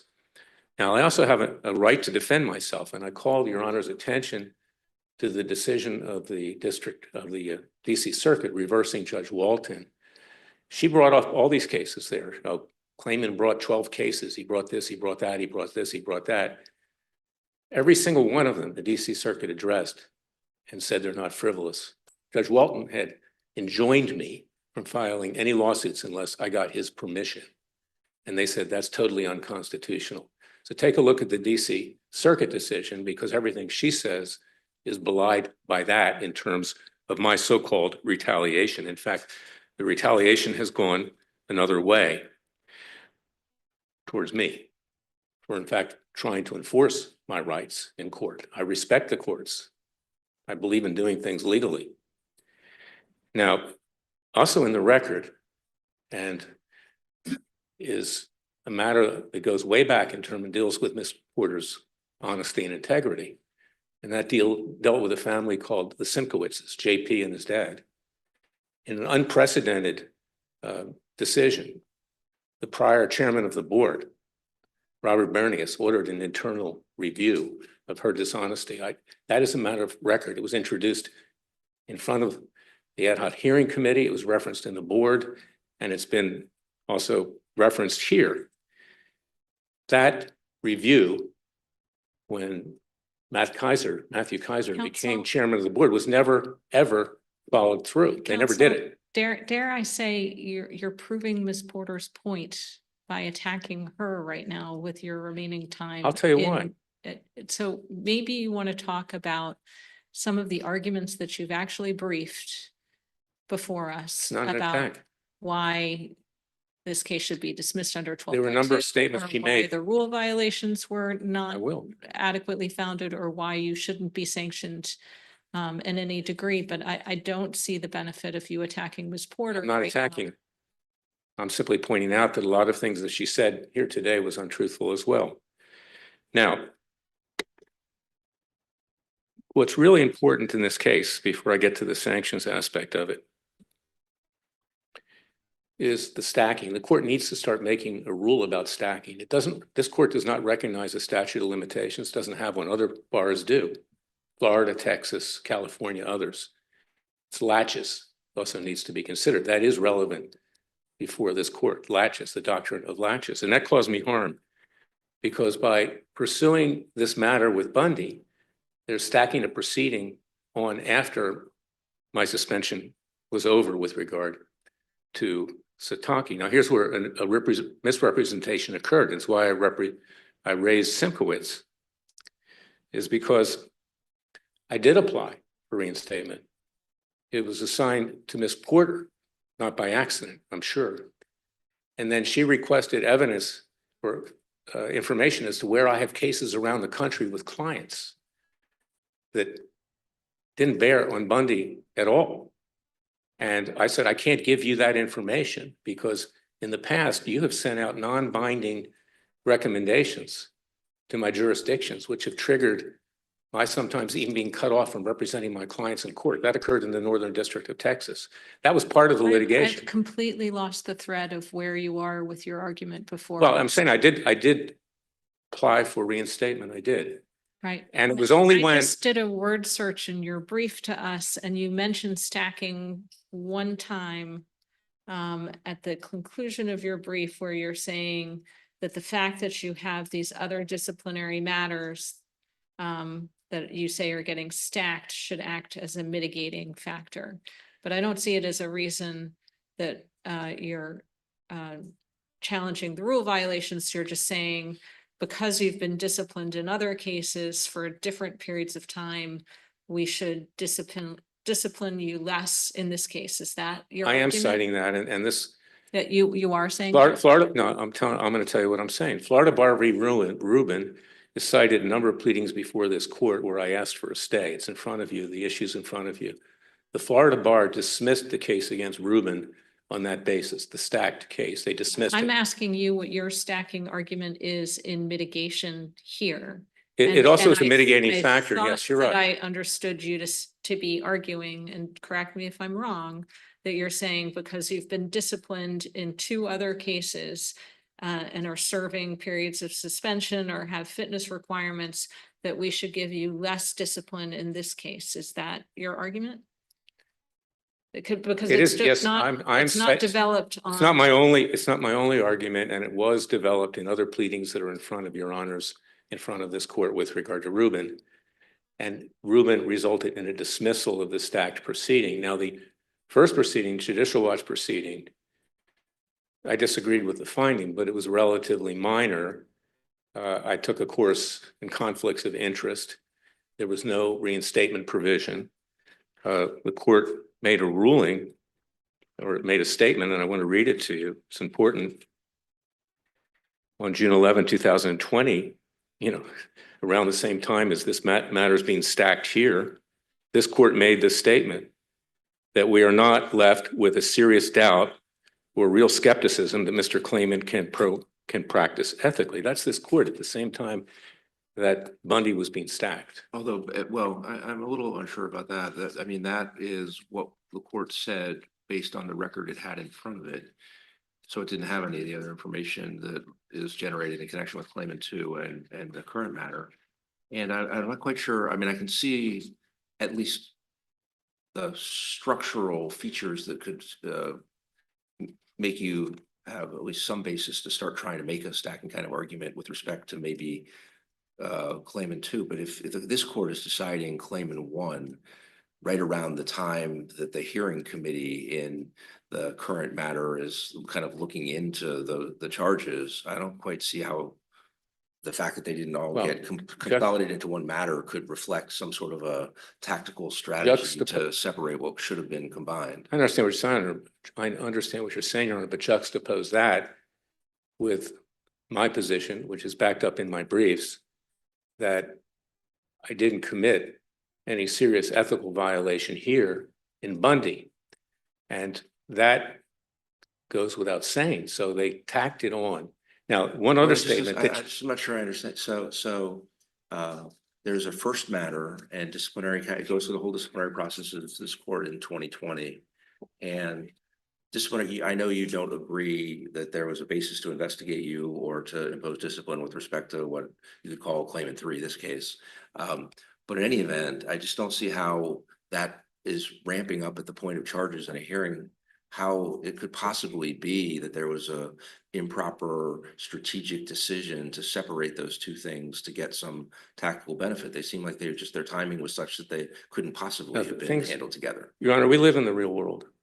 We live in the real world. We know what's been going on here in the District of Columbia, and I lived here for a number of years. It has become a weaponized environment. The entire country knows that. And the fact is, Mr. Fox, when he became bar counsel, the prior bar counsel was an honest man. While a ship, everything changed, and it became very partisan. He's even tried cases himself at his age against Giuliani and Jeffrey Clark. This is a different world today that we live in.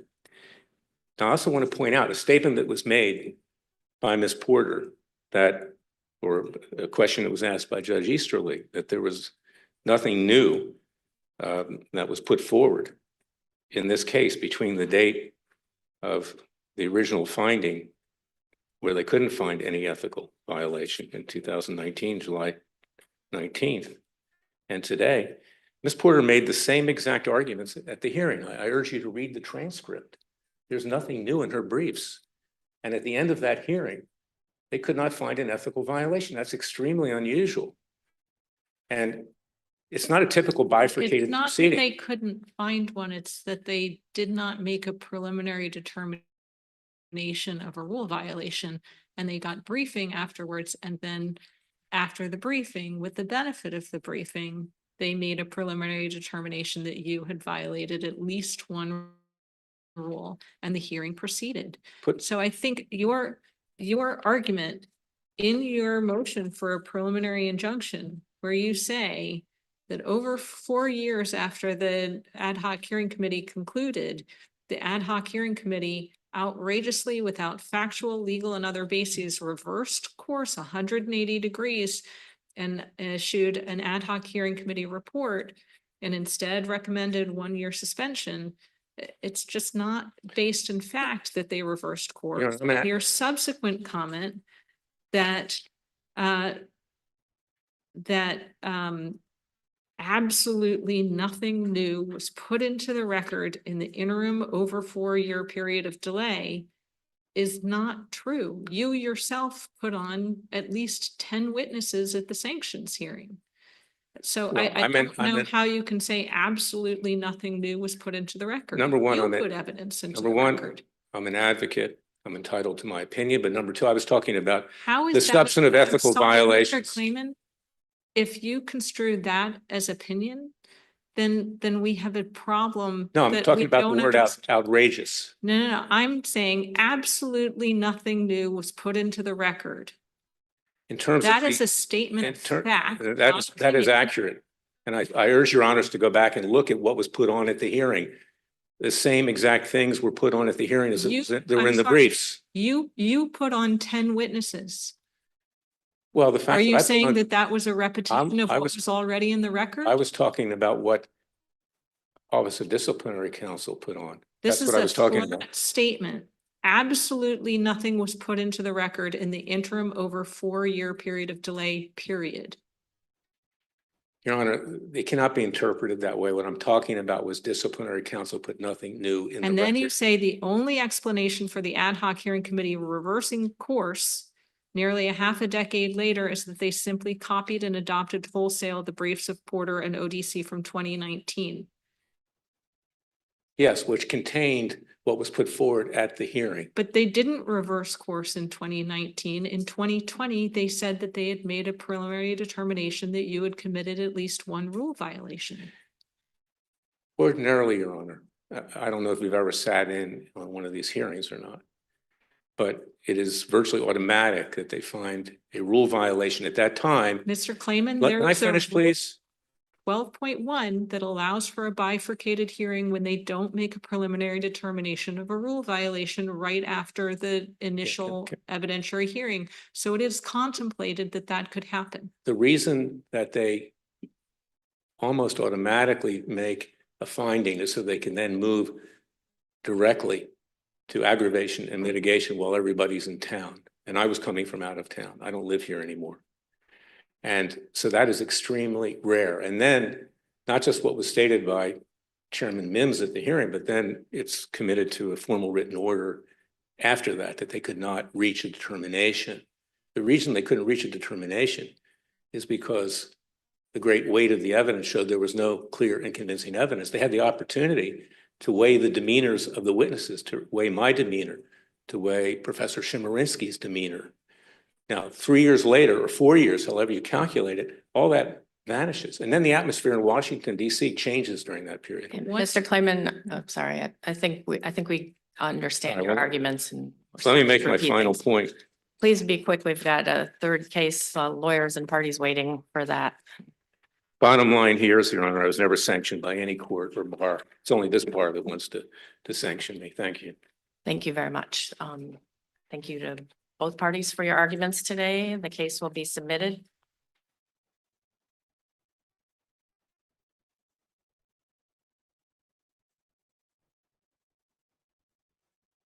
The third and final case on this morning's calendar is Capital Park 4 Condominium Association versus District of Columbia Water and Sewer Authority, number 24 CV 504.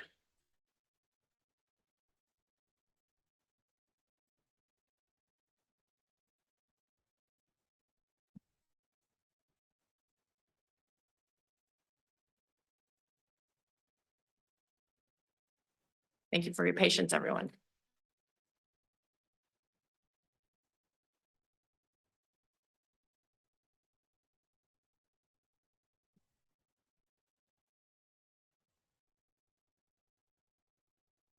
Thank you. Good morning, and may it please the court. My name is Brian Fellner. I represent the appellant, Capital Park 4 Condominium Association, Inc. If I may, I'd like to reserve 3 minutes for rebuttal time. Sure. In 2004, the the DC Water Chair stated in testimony preparing for the IAC that wastewater and runoff are not related. They don't have anything to do with each other. That simple statement is outcome determinative in this case. That's the entire issue that we are here to talk about. First of all, that statement is outcome determinative under any standard. We are going to talk about the different standards of review, but that is outcome determinative under any standard, whether it be de novo, Loper Bright and substantial evidence, or whether it be under the Emergency Act and deferential. And the reasons are that under Wilson, that considers factors that DC Water was not intended to consider. That DC Water failed to consider an important aspect of the problem. And it's an explanation for the rule against the evidence. Now, as your honors know, we're here for a very limited issue. And some of the briefing gets confused about that. And so it's important to know what DC Water and what Capital Park 4 are saying. Capital Park 4 doesn't contest the existence of the IAC. It does not contest the ERU tiers that residential properties are grouped into for the purpose of the IAC. What it does contest is that using multi-meter status for the purpose of deciding how to bill a customer is inappropriate for the IAC because the IAC, the impervious area charge, is not about metering at all. And DC Water has stated that as such in the outset before they even created the impervious area charge. DC Water stated as they were preparing to implement the IAC that they would attempt to, and that they would be able to limit the costs to multifamily entities, and that those entities would see as much as a 9% reduction projected in their cost as they moved forward. That's in page 185 of the appendix, where they stated that. So, I mean, the thrust of your argument, I think, is that that component of to the extent the regulatory distinction at issue here turns on metering, that it's invalid because it's irrational. It doesn't relate to it's just not a reasonable implementation of the statute. Is that a fair description of the thrust of your argument? Absolutely, Your Honor. And to put that back into what you've reverted to a little bit, kind of a standard review framework. The statute that the regulation is promulgated to implement, I think you would agree, gives a fair bit of latitude to DC Water to figure out how to determine billing to address this charge. The language of it is that the billing methodology has to, quote, take into account the amount of impervious surface. I do agree. Take into account, you would agree, is a pretty flexible idea. It is, Your Honor. It certainly is. What I would also point out is that a separate portion of that statute, Your Honor's quoting from 34-2202.16, and then the subsection is C-1(1)A. Separately in that statute, under 34-2107, DC Water is compelled to take into account billing of water consumption and water service for the purposes of their metered customers. So we're talking separately in that statute, in a different place, they're instructed to take into account the metering status, the billing and the metering. And our contention is, as a result of the existence of that statute, which existed prior to the IAC, DC Water promulgated 4104, which is the Wait, breakout. I'm sorry, I missed. It's in conjunction with which statute? You're now not looking at 34-2202.16? No, Your Honor, we believe that, and I would state that I think it's fairly clear that 4104 was promulgated and existed prior to. Prior to the statute. I mean, I do find it curious. I thought that this was a question about how the regulation matched up to the statute, but I do note that your initial brief doesn't cite DC code 34220216 C-1 It's not in your table of contents. You don't discuss the text and compare it to the regulation. Maybe that's what everybody was talking about before you got to the briefing in this case, but it's just, I found that curious. Can you explain that to me? No, Your Honor, I can't because it was certainly a portion of my preparation and I'm obviously here prepared to discuss it today. So the fact that it's not specifically cited in our brief is somewhat surprising to me because the reference that Judge McLeese is making, I'm entirely familiar with and I agree with, but what I would I mean, it would say- seem to be an important point of your arbitrary and capricious rational basis argument that that the regulation isn't aligning with the statute, but there's no discussion of the statute in the brief. The text. And what I would say is, well, I'll attempt to address it now, and then as I step back and on the opportunity of rebuttal, I will have to take a look and see why it's not specifically cited too. Can I ask you a question? I mean, there are two, one thing that's suggested by Judge Easterly's questions is that potentially there are two related but distinct legal claims one could make. One would be there's a statute that governs this area. There's a regulation that purports to draw a distinction that is adverse to my client, and it's not a legitimate way of implementing the statute. That's one line of thinking, which is the way my question was sort of focused. Another, which is more the way at least your opening brief seemed to be focused, was I'm not really worried about statutes and regulations and the relationship between them and what's reasonable or not reasonable. I'm just looking at the regulation and it has an absurd feature. It's irrational. And whether I'm not really trying to say it doesn't fit within a statute or anything else, I'm just saying agencies can't act in ridiculous ways. This is a ridiculous regulation. Whether it fits into some statute or doesn't, I'm not really focused on. I'm just saying this is an absurd distinction. Your brief definitely has that theme to it. Do you think those are at bottom the same? Do you think they're different arguments with different standards? How do you connect those two lines of thinking that seem somewhat overlapping, but potentially distinct? I would contend that they are somewhat overlapping, and I believe we've gone back and forth on this a little bit as this case has evolved and gone through. Our initial argument, our argument at the summary judgment phase and our statement is that this should be a de novo review. And among other things, that's because it didn't arise out of a contested case. It came up through the DC APA. As your honors, I'm sure know, we brought this suit and at a point, DC Water argued that we had failed to exhaust our administrative remedies. We brought this suit directly against DC Water as a request for an injunction for the imposition of this regulation. As your honor to characterize would say, with an absurd result. DC Water argued that we failed to exhaust his administrative remedies. And so we were sent over sideways. The case was paused and we went in front of their ALJ who said, no, I don't have jurisdiction over this decision. I can't address this. You're asking me to say whether or not the regulation itself as it's set up is correct. And all I'm allowed to do is interpret it. After that took place, we went back before the Superior Court Judge Dason. But why does that matter to the standard review? The implication seems to be that, I mean, there are a lot of complexities about standard review given all the things that are going on, but to the extent the strand in what you were just saying is that you think that the standard review operates differently when we review agency action that is in a contested case and comes directly to this court. That's one standard review. And there's a different standard review with respect to agency action that's not in a contested case that goes from the agency to the Superior Court and then comes to this court by way of appeal. I wouldn't have off the top of my head thought that was the case. I would have thought that the standards of review are generally insensitive to that distinction. So if you think otherwise, I'd be curious to know why you think that.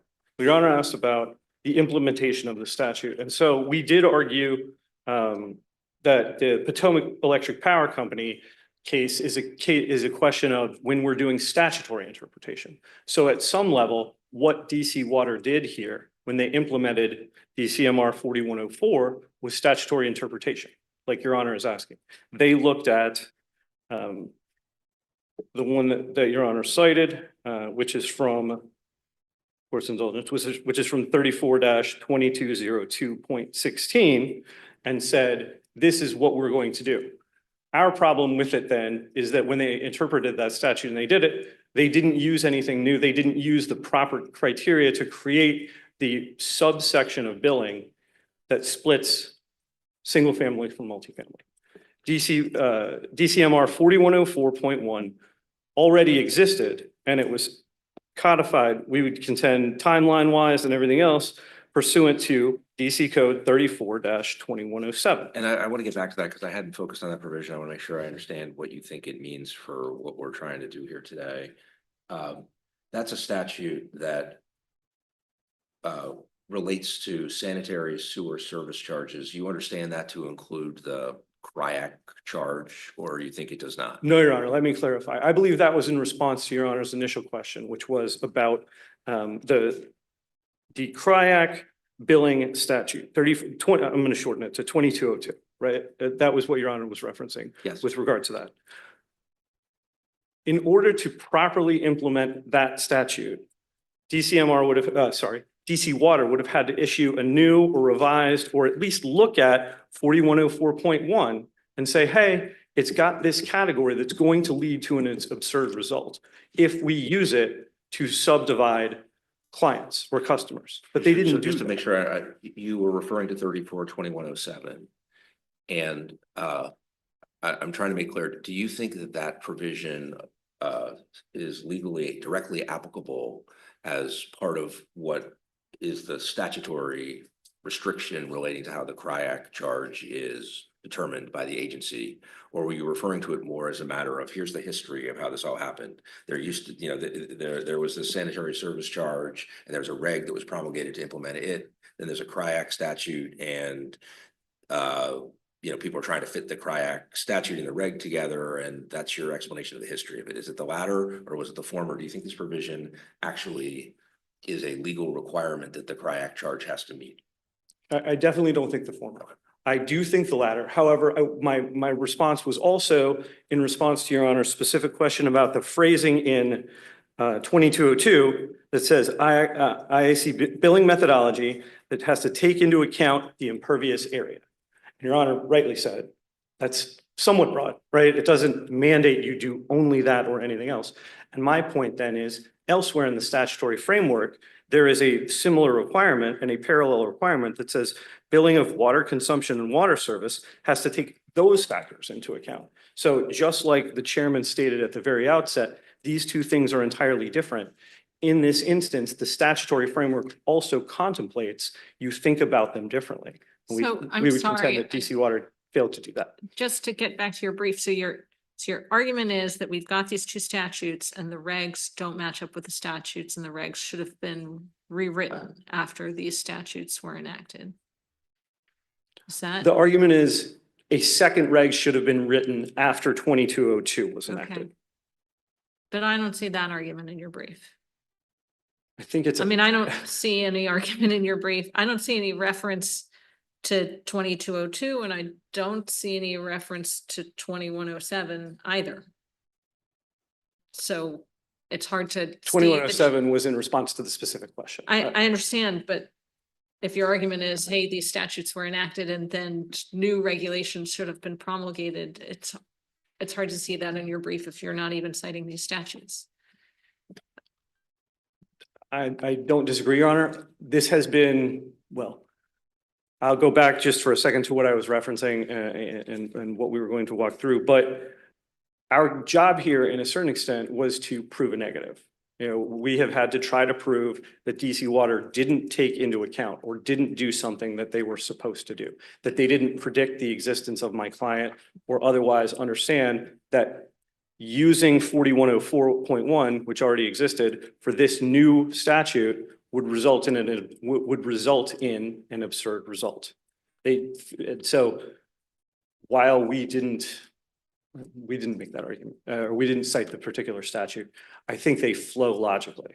Can I ask you, I mean, one way of looking at the way this has evolved in this court at least is, as Judge Easter's questions are pointing out, way your opening brief was couched was more along the lines, as I suggested earlier, of this regulation draws an absurd distinction. It makes no sense. And so it can't be a reasonable agency action. Agency action is reasonable. It draws an absurd distinction, so we should win.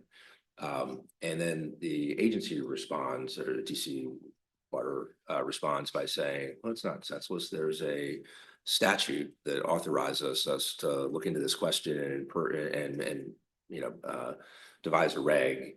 And this is our implementation of that statutory authority, and it actually makes sense. And then your reply brief, you do cite the statute they rely on and make some arguments about it, or refer to it at least. And so I'm just a little unsure whether there are material distinctions between thinking of your argument as just as an original matter, doesn't make any sense, than addressing DC Water's defense that it actually is a reasonable interpretation of a statutory authority that they were granted, or just saying it's a challenge to whether the reg is legitimate under the statute. They end up seeming similar to me, but I'll be interested to see whether DC Water thinks there is a difference between the two ways of looking at the case. But I agree with Your Honor's summary of sort of the evolution, because at the end of the day, for us to allege certain facts and get this question properly before the court, first the Superior Court and now here, we just had the facts available to us at the time, which was what my client was charged, what my client was told by DC Water about how they could change their classification. Because that was another point of contention throughout is, DC Water has argued that somehow metering status is not the sole determinant. It is not the only reason why my client would be bumped from B multifamily up to A residential. But the uncontroverted testimony of Mr. Veal that's in the record is the only thing that addresses that. And he says that's exactly what DC Water told us when we met with them. And if there were some, quite frankly, if there were some other methodology, none of us would be here. It would be great. They would just tell us and we would take that action. can I ask you to respond? Part of DC Water's response to your argument is you are the challenger. You are arguing that agency action is irrational, unreasonable, one way of characterizing it. And you had a burden of, you can't just come in and say, well, I'm challenging this agency action, and now the burden is on the agency to come in and say, here's why it makes sense. Your obligation was to actually put on some kind of evidence or come out of support for the idea that this is not a sensible agency action. What's your response to that line of argument in your opponent's brief? I think the two cases that we cite really kind of reference that, especially the Maryland native plants case, because what it says is in order for us to give deference to the agency, we have to be able to physically find the decision that they made. And that was really the trouble that I believe my client faced in trying to litigate this matter and bring it forward, is to say, you chose to do X. There's no hearing or anything else that we can determine that sets forth when and how DC Water decided to put the 6 ERU zones available for residential customers. I mean, it just seems a little, speaking practically, if an agency has a regulation that adversely affects my client, and I think, okay, why don't I bring an action in front of the agency and maybe ultimately in court that says that is a senseless agency determination, and here's my plan. I'm going to say, A, there's this regulation, and B, my allegation, I don't have any evidence to support it, but my allegation is it doesn't make any sense. So C, a administrative law judge, you need to put the agency to the burden of justifying its regulation. So they better, gear up with some information or I'll prevail, because there's, assume for a moment that's a regulation that doesn't have somewhere a clear statement of what its rationale was, at least in the respect that's being challenged. So there's not a prior record of why the agency made the regulation that way with respect to the particular issue I'm challenging. Is that the way you think it works really? Is it's just enough to go in and say, A, we don't know why the agency did that. It's just in a regulation that's unexplained. B, my allegation is that it doesn't make any sense. And C, therefore, there's just a flat out obligation on the agency to come in and explain and justify that aspect of its regulation, or it loses. So, zero evidence on both sides mean I, as the claimant, wins. That seems a little counterintuitive, I'd say, at least. I don't disagree, Your Honor, and Your Honor did mention putting it before the ALJ. Of course, we went before an ALJ, and the ALJ simply told us, I don't have the ability to decide this. This is the way the regulation is written. I have no power here. That So would be superior. That would be creating a record there was certainly sort of a dead end, if you will. But what I would say is, in terms of saying that it doesn't make any sense, certainly courts can review a situation and at some point decide it doesn't make any sense. If DC Water had said, you know, if you're from Mars, you get one thing. If it was completely nonsensical on its face, there's a line at which you can say, regardless of the fact that we didn't put on evidence and testimony that we're not from Mars, that it's okay, that I can logic that out. And I think the Judelang case that we cite is probably the best example of that. And right there, what they talk about is that under this Board of Immigration Appeals regulation, you've shoved a bunch of factors that you're supposed to consider that don't weigh on the question you're answering. And that's what took place here. The same type of rationale, the same type of thinking and logic was, you've taken something that doesn't belong there and clearly put it under there. So regardless of if I got, my client to stand up and testify, and he did testify that they're a unique type of community within the District of Columbia, or whether or not I got an expert or 5 experts to say they really should have gone through a different type of rulemaking or anything else like that. At the end of the day, what we come to the court to say is that on its face, and I'm going to quote from Judelang real quickly, that setting an exclusion ground has nothing to do with whether a deportable alien whose prior conviction falls within both grounds merits the ability to stay in this country. That's a simple tautology. That's a simple logical statement that they said. They didn't have to put on any, well, there was probably a Board of Appeals. I get that on the phone. I had myself one more question. I know you're over time, but can you tell me what exactly you want as a remedy? That wasn't clear from your brief. What your brief says, both the brief and the reply brief, is that you would like summary judgment ordered in your favor. I did go quickly to try to find some of the summary judgment filings, which weren't very concrete about exactly what you want. And I haven't yet gone back to the complaint, which I think is not in the appendix. What exactly is the relief that you think you are entitled to? Let's say that the court were persuaded that your argument had entitled you to some relief. What is it that you think you should get?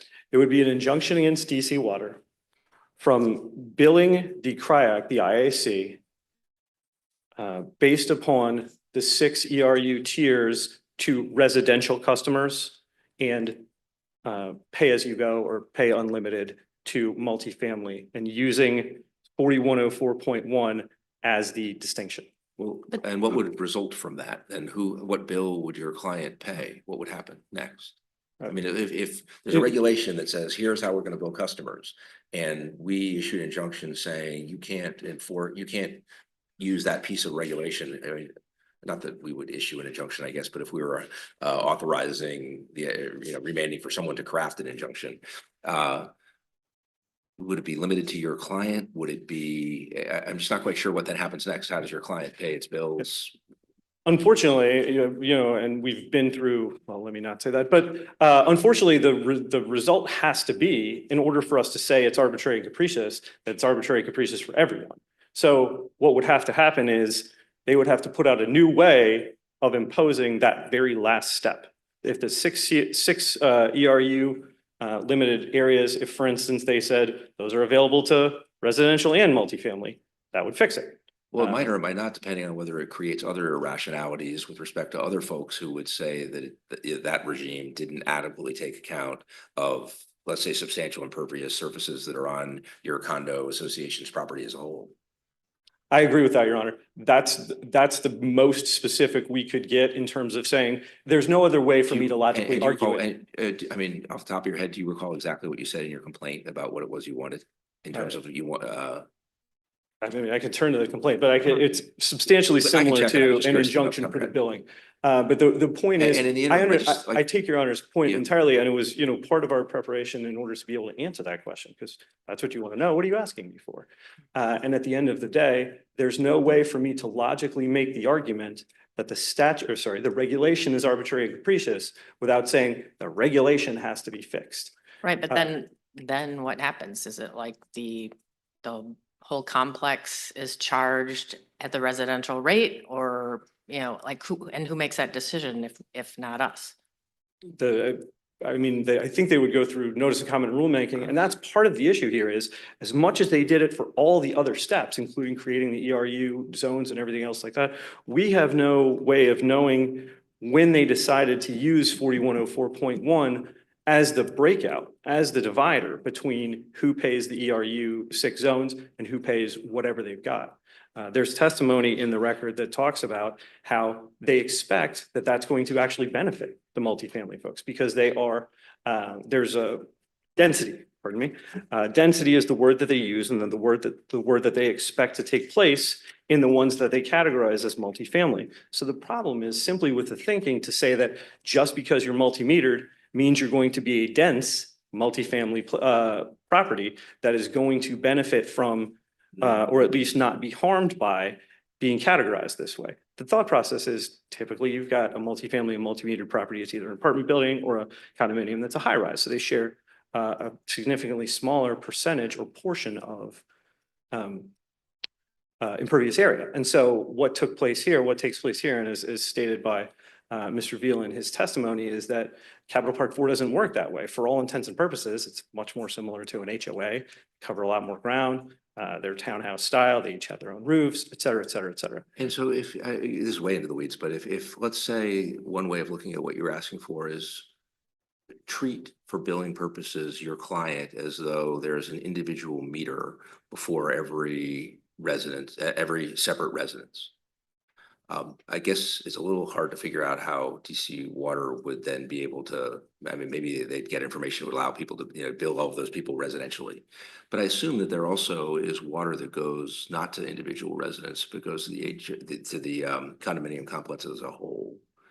And it would have to be metered, and you'd have to pay water fees relating to it. And with respect to a CREAC charge, is your view that it would be uncharged so that you'd have no obligation to pay a CREAC charge that related to the impervious surfaces that were on the common areas of the condominium association that relate to, in part, some of them are with respect to areas that would be separately metered, not to residential entities, but instead to, in the sense of individual places where people live, and instead would be more towards the condominium association grounds, a whole bunch of which wouldn't be very residential in normal use of that term.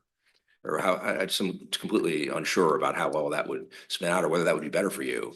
It might well be that if the remedy was, okay, let's imagine that all the residences are individual, and we'll calculate numbers of all those, and then instead of the condo association paying for all of that, that would be a direct obligation of the condo owners to DC Water.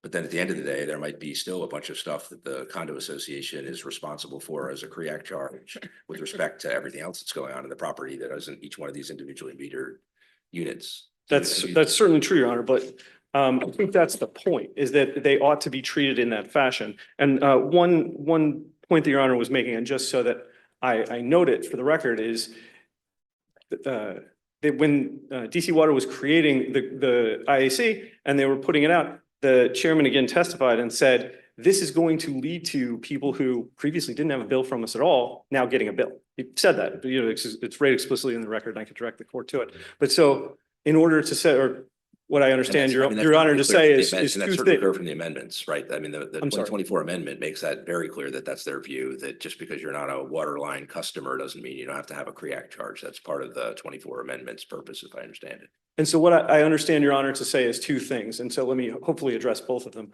First is you're going to have different bills going to different people for the IAC that you didn't have before. The Capital Park 4 is paying at the moment, and it's going to be split among each of the unit owners in that hypothetical where, and And perhaps also Capital Park. And 4 as of well. course, yes, Capital Park 4.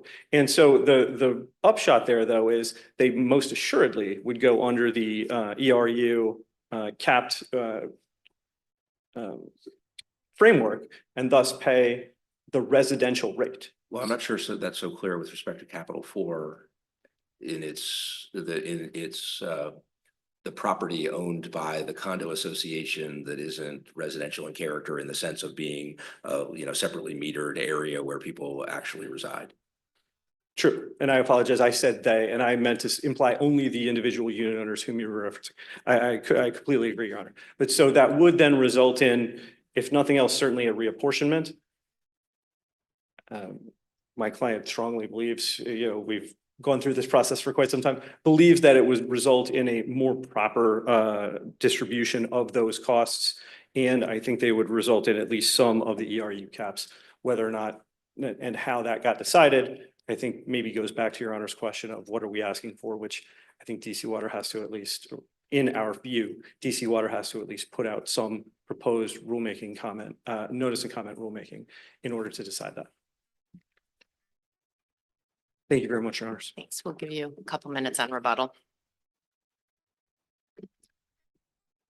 Hey, please the court. I'm Emil Hirsch, counsel for the DC Water and Sewer Authority.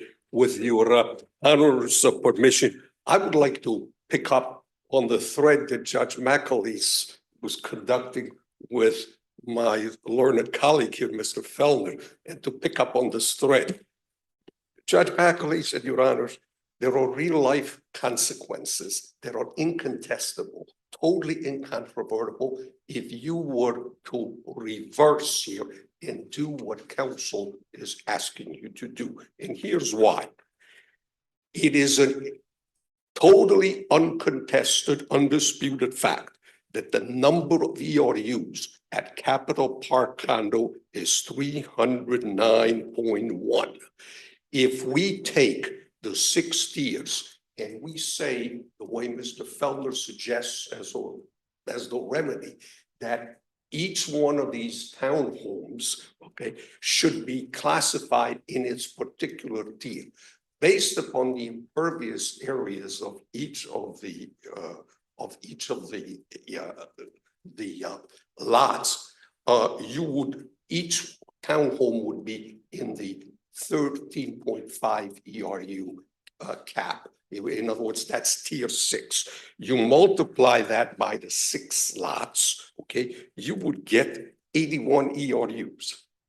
So that billing system would capture only 81 ERUs. The differential is 228.1 ERUs. Now imagine what we're talking about. That means 228,000 square feet that would be lost to us, unaccounted for, uncharged for. We have not heard a single. Is that on the assumption that you would not be able to bill Capital 4 in addition in some other way, that it wouldn't only be the residential?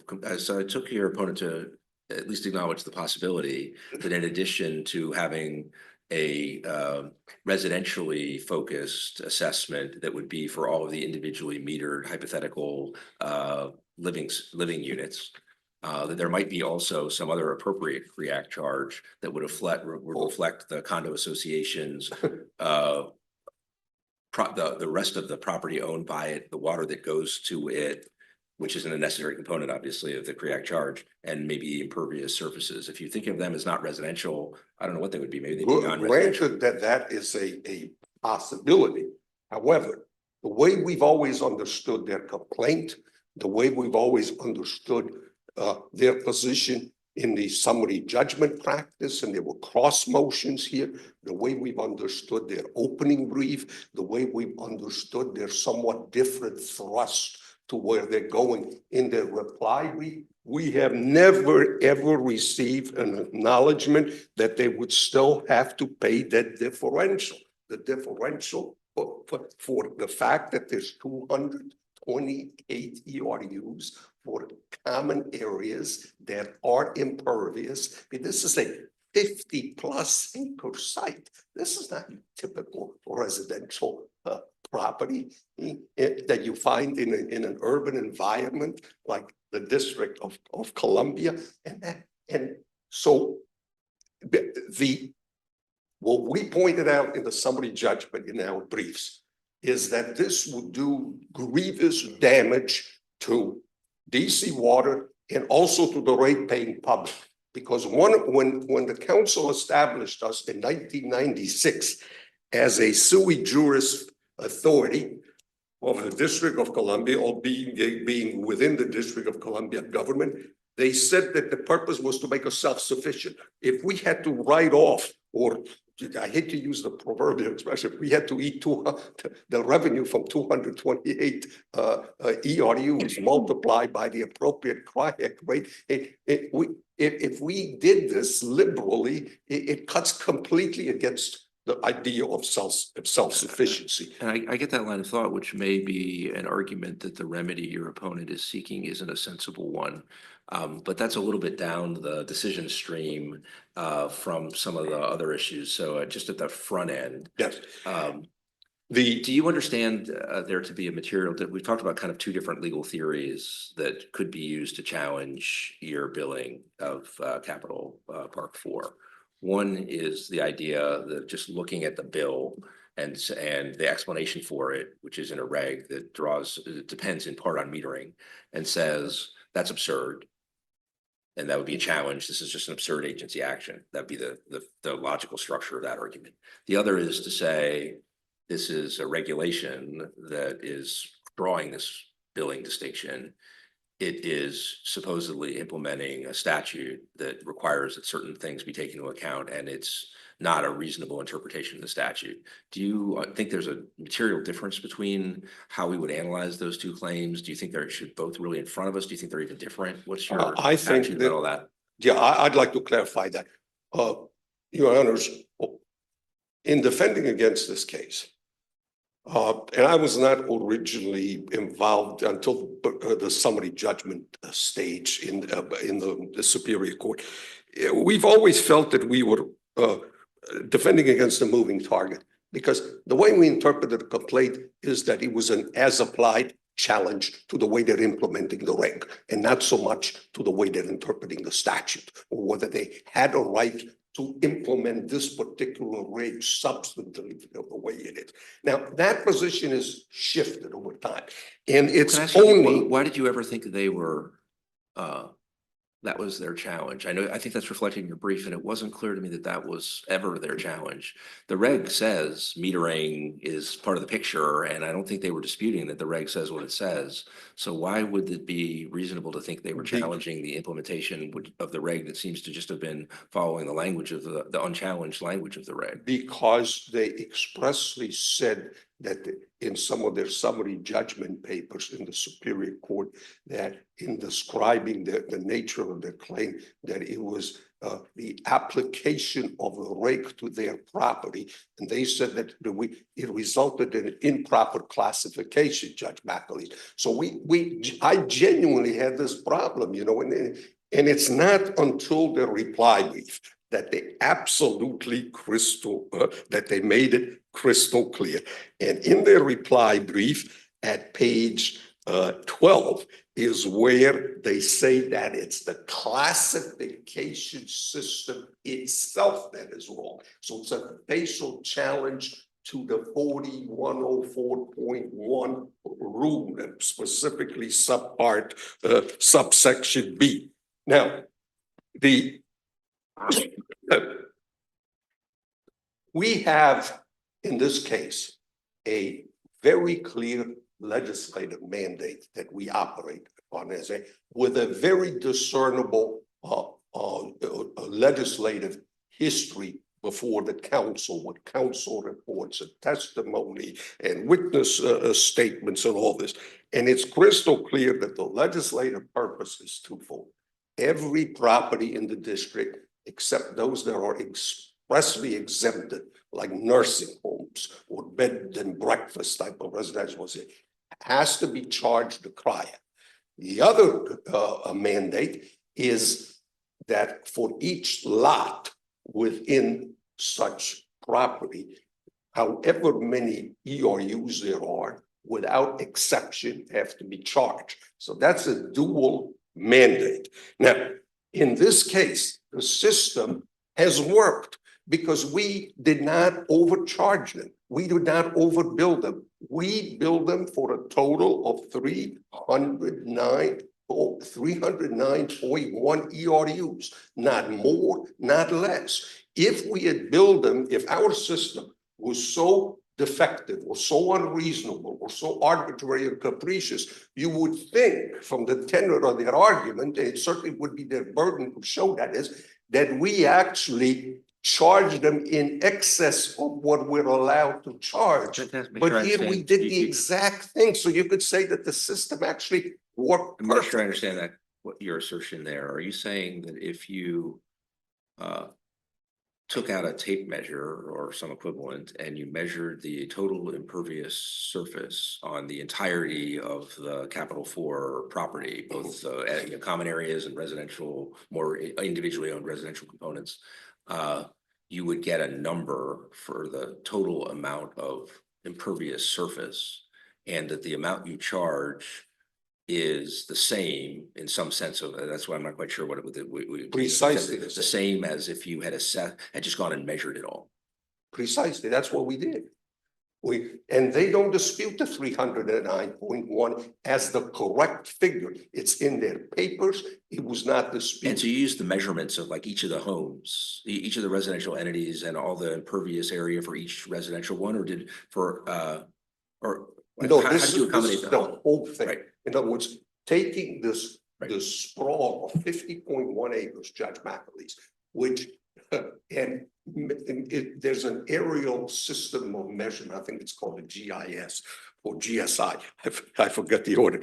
And we use that, and it's periodically updated, like every 2 or 3 years, we hire an independent contractor and they do an overfly that sometimes, they reduce the ERUs, sometimes they increase them, they're adjustment, but that is an undisputed fact.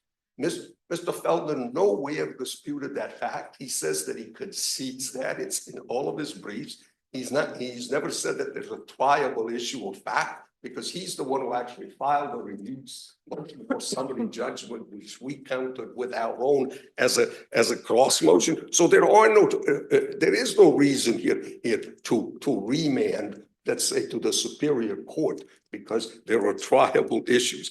So we have fulfilled the mandate. Anything less would be of our own violation of the statute if we charge someone less. And in this case, it's a 228 ERUs. Hey, can I ask you just, I should know this, but I don't know off the top of my head. So I know that the regulation at issue divides properties into 3 categories. Yes, sir. Residential, multifamily, and non-residential. And you treat them as multifamily, and then the way that gets assessed for multifamily is you're saying you measure the entire surface area and you multiply it by a number and you get a charge. What happens with non-residential? Is it exactly the same as multifamily? Is that you measure the entire impervious area? Yes. And is it the same multiplier? Yes. So really, there's no meaningful distinction There's between family and There's non-residential. an A, B, and a C in the reg. B and C have this commonality that is actual numerical ERU, whatever the measurement is, that's what they build. It's only A, which is the residential category, that has this feature of the tiers. Okay, Right. and there is a rational basis for that. So what this comes down to, Your Honor, is a facial challenge. They're saying that this is substantively arbitrary and capricious, but they don't carry the burden. And that's another colloquy that you had, Judge McAleese, with it.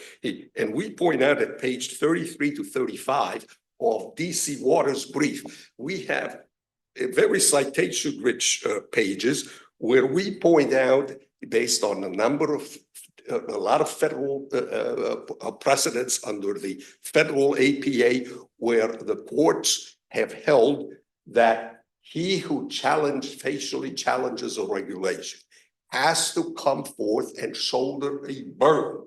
You can't just say, I have challenged it, and now we shift the burden onto the agency that's subject to the challenge. And that burden has never been satisfied. And your opponent's response, I mean, I understand that line of thought. Your opponent's response to it is essentially one, paraphrasing, but in substance, I think it's this. Some actions by an agency on their face seem so unrelated to what the agency is supposed to be doing that there's no need for further proof. And I'll take a hypothetical, borrowing from an idea of one of my law clerks, which would be, imagine that instead of metering, the additional factor here was like the color of the structure. And so, there's a reg that says the amount of your CREAC charge will depend on three factors, one of which is, there's if your structure is green, it will have a certain amount, and it said at different rates for different colored structures. And if somebody challenges that as not reasonable and says, this is, the statute says take account of impervious surfaces, but it isn't apparent that the color of a structure would bear on anything to do with its imperviosity, if that were a word. And B, there's no other sensible explanation that comes to mind. And C, do I really need to call a witness to say that doesn't seem to make any sense? Do you really think that the agency could win without putting on any evidence by saying, I didn't have a witness who came in and said that made no sense, so we win? Is that your view? My view is that we start as a baseline with a presumption of regularity and validity, and I think this court has recognized that.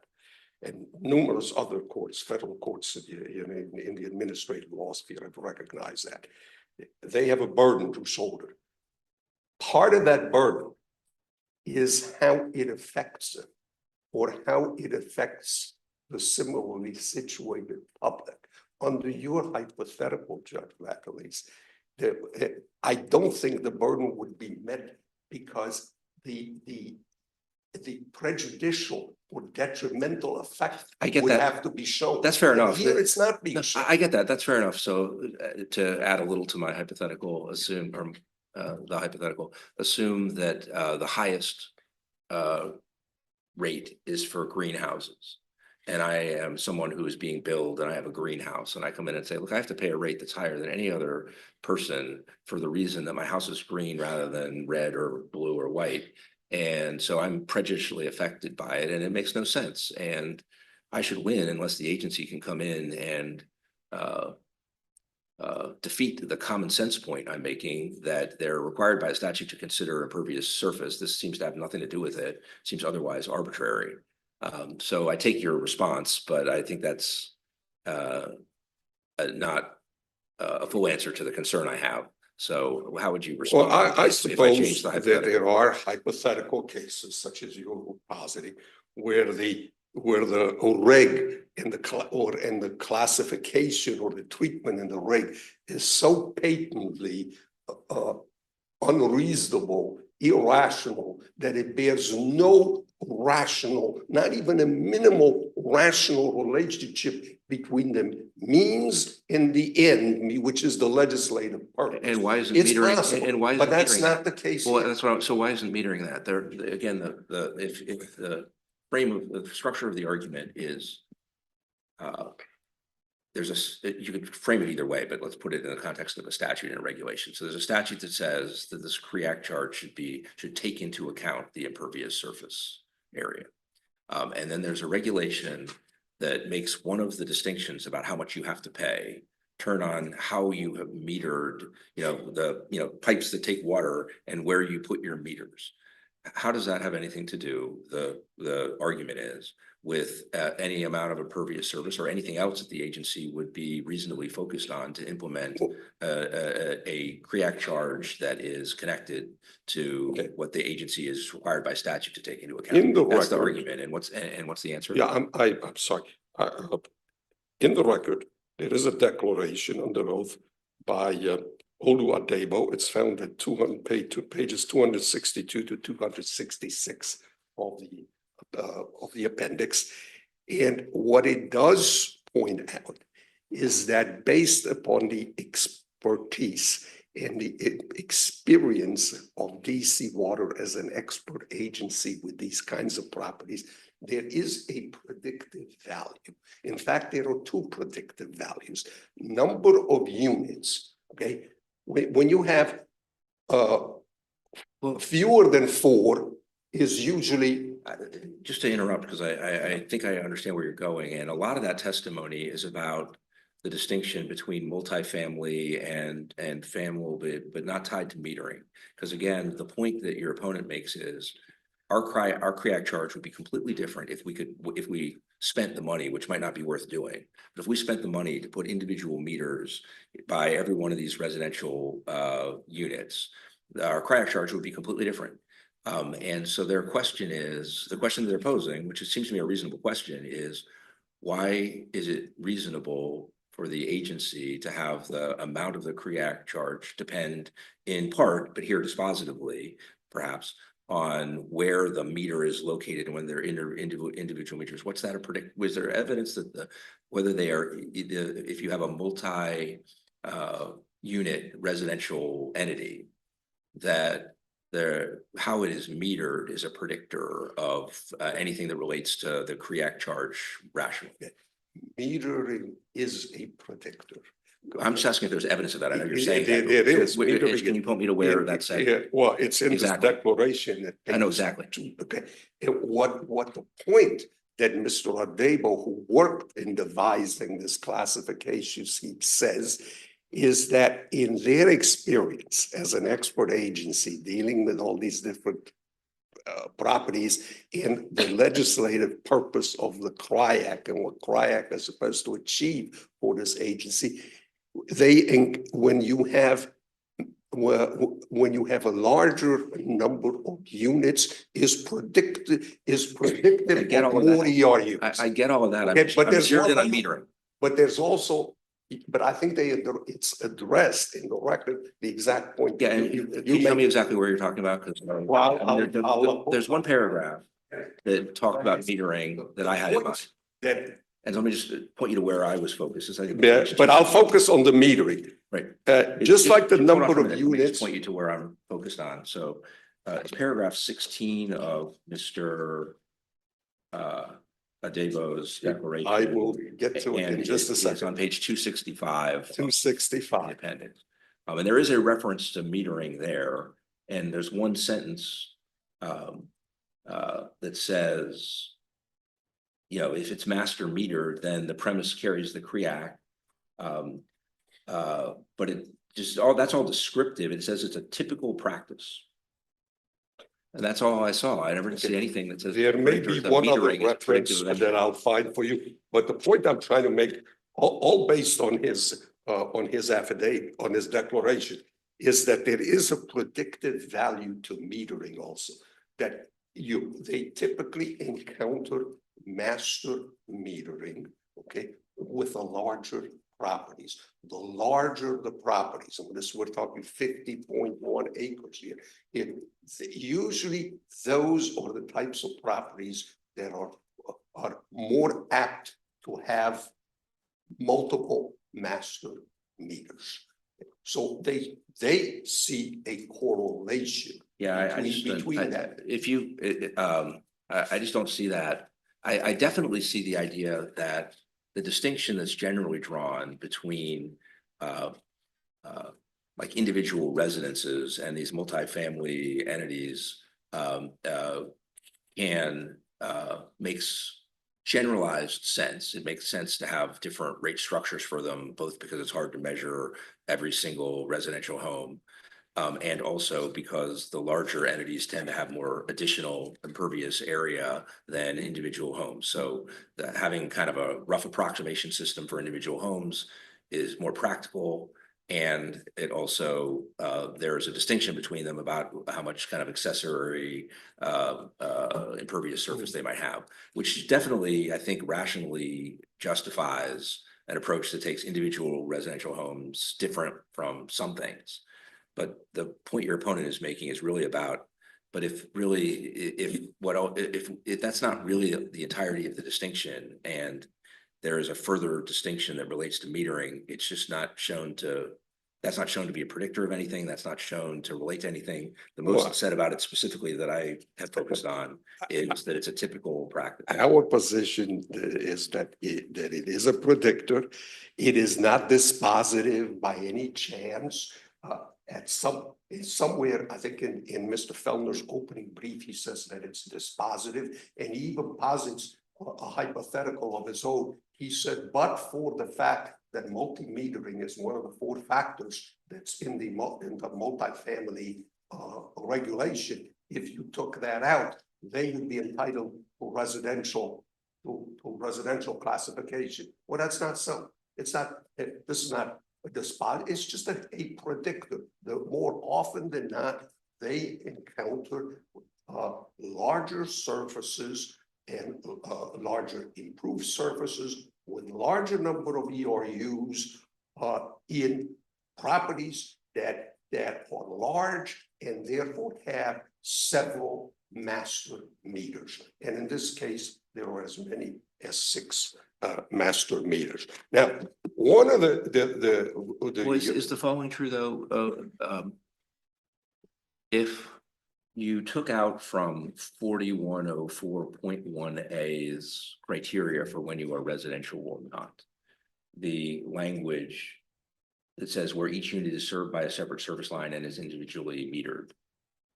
But in both the places where there's reference to single service line that's master metered, you're saying they would not meet the remaining criteria of being a residential of the residential classification? they wouldn't, because there are many more than 40 units here, and they would have to have in order to meet the residential criteria, which is in subsection A of that regulation, they would have to have this separate lines. Okay. Well, I was subtracting the separate line part, but I get your point about more than 4, but I guess that puts weight on the ambiguity of the word they and what you just said, because and also what I said, so that's not a criticism at all. Would each of their individual residential property owners, who own the particular units, would they all be residential folks if you took away the requirement of that the units be served by a separate service line? Yes, they would be. They would be subject to those tiers, but that still, at the end of the day, doesn't change my mathematical calculation that 228.1 ERUs. I get that. Would have to be accounted for and paid for. I get or that else question. we'd be violating this. I get that question. That Yes. was part of what I was asking of your opponent during the original argument. So I get that, but it is, you agree that if a remedy, if we thought there was an irrationality that wasn't justified, and you thought that the appropriate remedy was, well, let's just strike from this regulatory definition of residential, the individually separate service line, individual metering, then one consequence would be that all of the individual condo owners would be treated as residential folks and would be assessed based on the set of multipliers that relate to people who are in that category. But I know that leaves open the question of how to treat Capitol Park 4 more generally in the rest of its functions. But the rest of it is very important, Judge McAleese, because they would either the association as a whole, the condominium association, would have to either on a per capita basis divide the responsibility for those 228 ERUs per unit with a denominator of 243, or they will have to internally allocate it based upon the square footages of the condos, which would be an internal calculation. At the end of the day, they may be no better off. And that's why by not shouldering their burden, they're asking us in this court to speculate. How do we know, based on this complaint, that at the end of the day, if we did all the things that Judge McAleese I just discussed, that they would not be either worse off, but certainly no better off than under the existing? That is rank speculation. And this is where they failed to meet their burden. Now, I'd like to say two other things, okay, before my time is up. The Administrative Procedure Act and the arbitrary and capricious standard, to the extent that they're substantive in nature, do not require us to devise, in this case, a perfect system for the delineation or the demarcation line between residential and non-residential, or residential and not.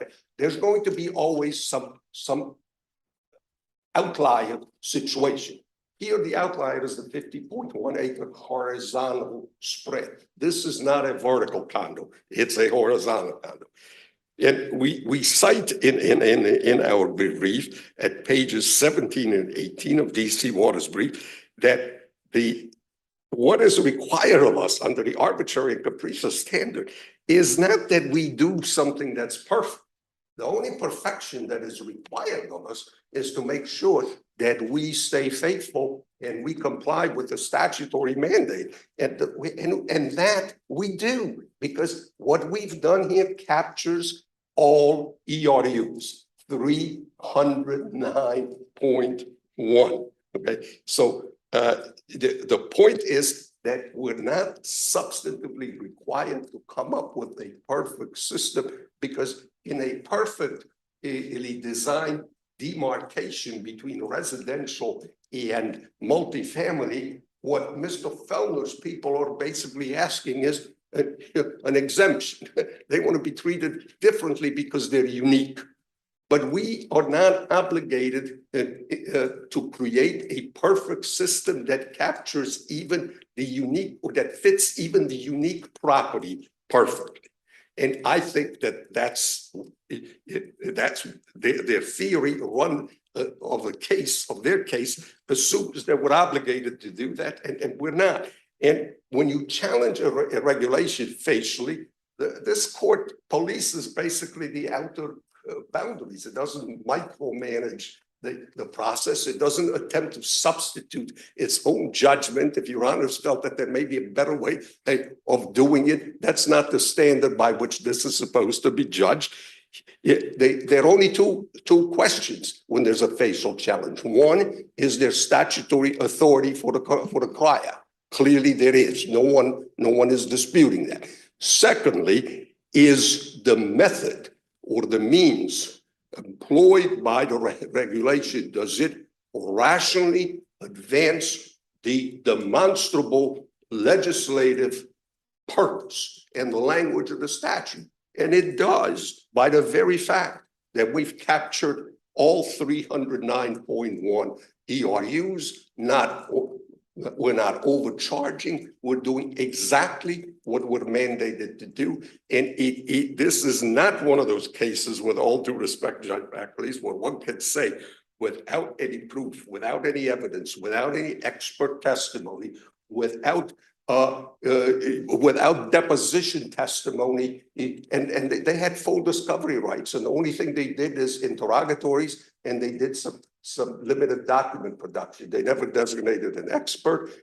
No Rule 26 report in their summary judgment practice. No study was brought forth, and there was and no deposition was taken of anyone at DC Water. So the burden here fails because given the stated and demonstrable legislative purpose and the way this is played out in real life with promulgating this particular we did not undershoot, but we did not overshoot the mark. We came up with we collected, or we would like to collect, if we're allowed to, every single dollar that we're entitled to for those 309 ERUs. Now, in addition to the burden, there is a deference question, and we addressed the deference question in our brief.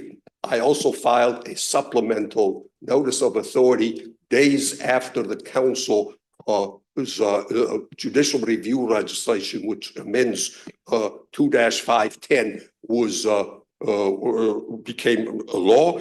And our analysis is complete, and our brief is completely in line with what the council did in those in that legislation. In other words, yes, this is an appeal from summary judgment in the Superior Court. However, it's an appeal, but what you're reviewing is the action of an administrative agency, which puts it under a different standard of review. And the different standard of review is not influenced by Loper Bright at all. Loper Bright has zero effect on this for two reasons.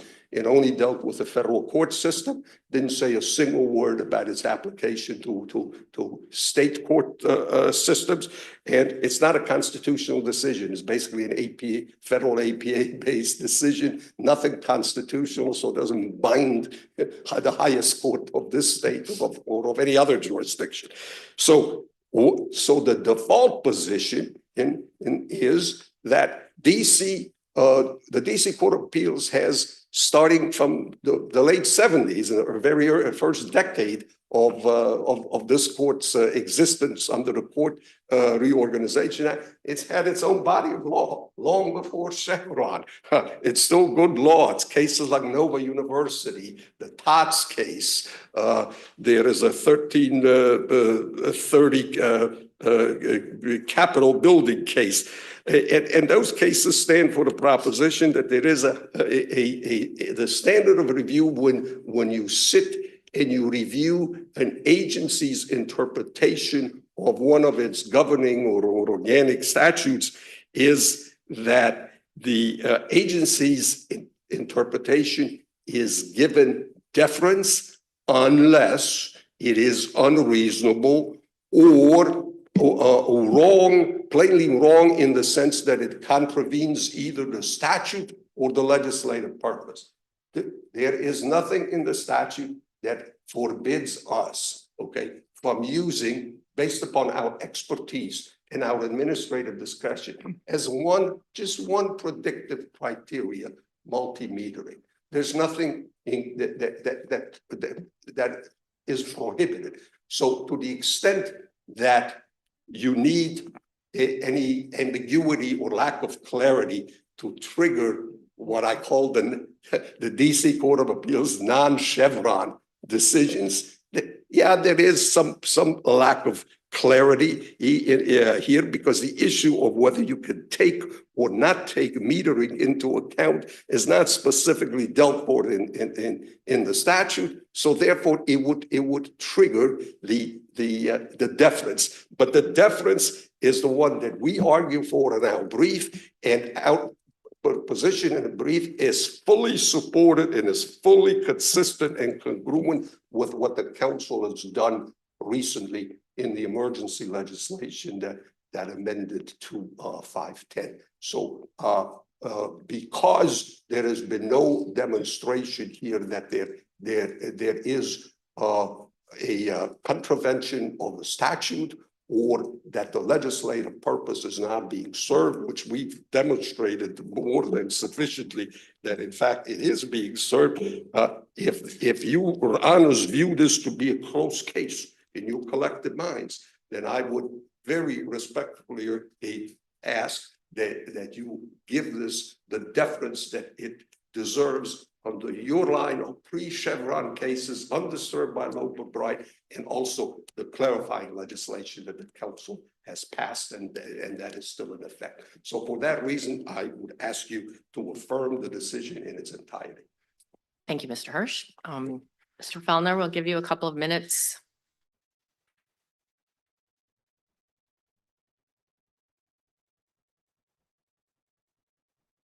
So first of all, I must point out that while my colleague says, this proposal or this issue would leave 228.1 ERUs unaccounted for, that's a post hoc analysis. That's looking at it and saying, oh, it looks like what we've done is going to end up not getting money from this big green property right in the center of DC, which is not the way that this ought to be going about.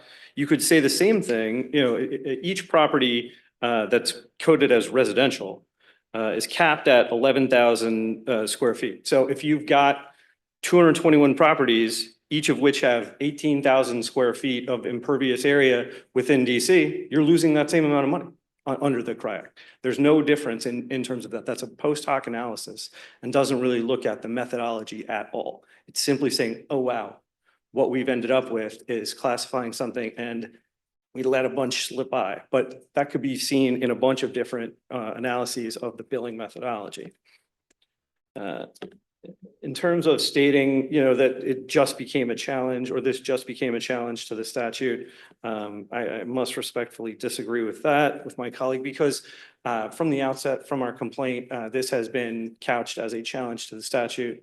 And in fact, the only reason we ended up before an ALJ was at DC Water's insistence, and ultimately DC Water argued and the ALJ found that they didn't have jurisdiction. This was a direct challenge to the statute. My colleague has relied on the declaration of Mr. Adebo throughout, and the Superior Court actually looked very closely at the declaration of Mr. Adebo.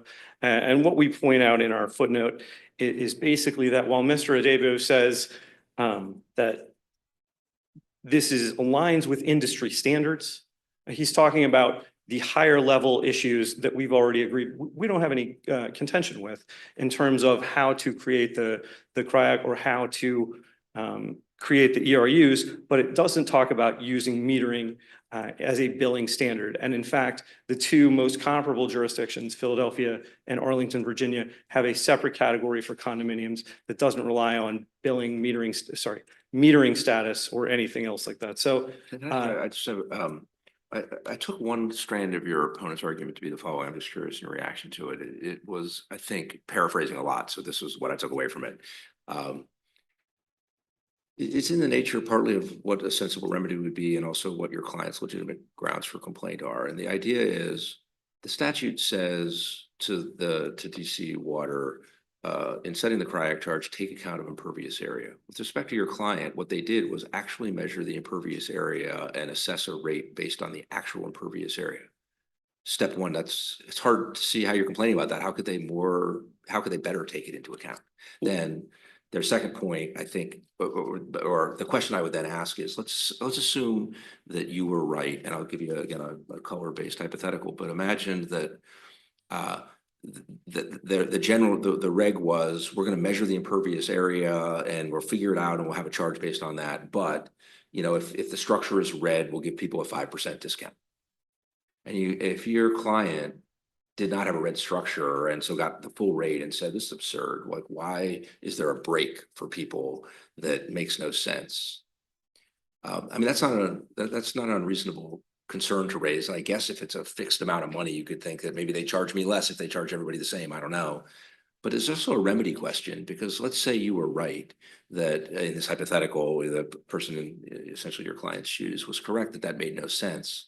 I don't know that it would make sense to give everybody a 5% discount rather than saying, well, that's not a sensible benefit to certain entities, and therefore we're not gonna maybe we'll deny it for those people in some way, but it's not so clear that it's a sensible remedy to extend an irrational benefit generally, rather than say, well, if there are people as to whom, like, it was taken account perfectly, it was measured and assessed based on that, they're stuck with what they get, and other people might not get a benefit that they aren't entitled to. What's wrong with that line of thinking?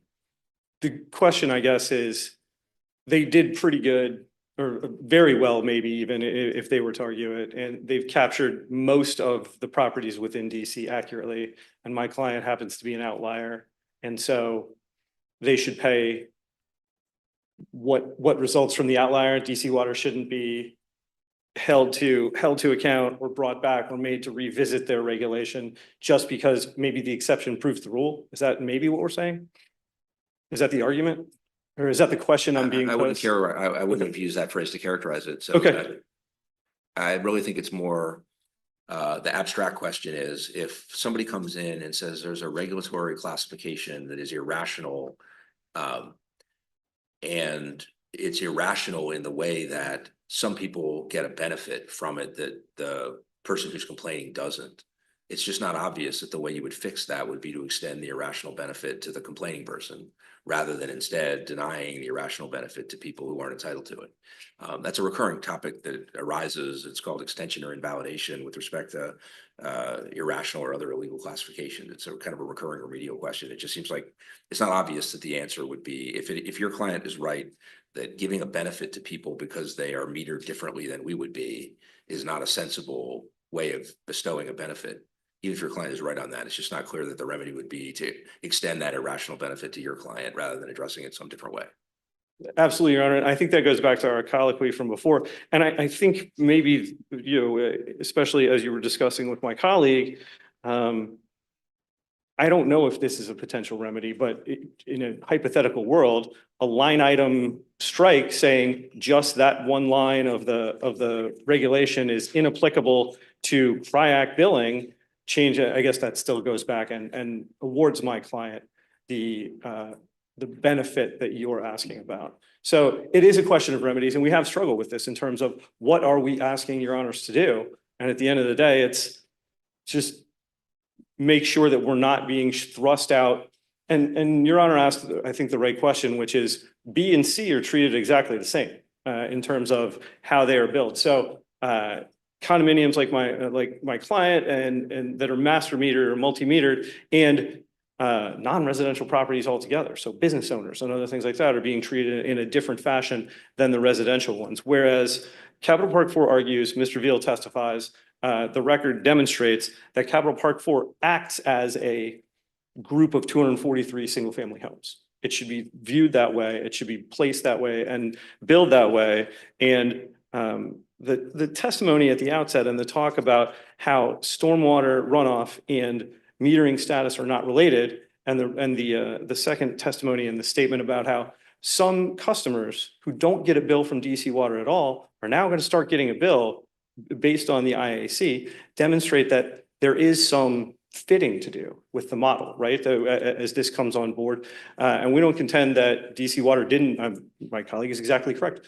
The 309 ERUs, we don't dispute the measurements or anything else like that. It's simply the fact of being placed into this bucket that costs my client exponentially more. If we're going to do the analysis of how much money DC Water is losing as a result of this one particular classification, looking at that property.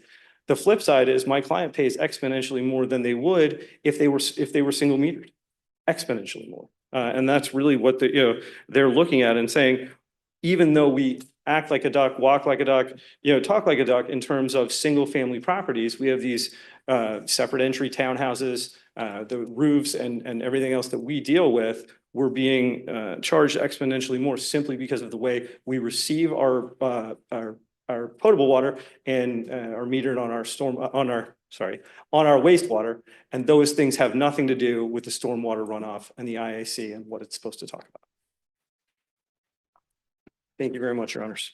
Thank you so much. Thank you for your arguments today. The case will be submitted and we are adjourned.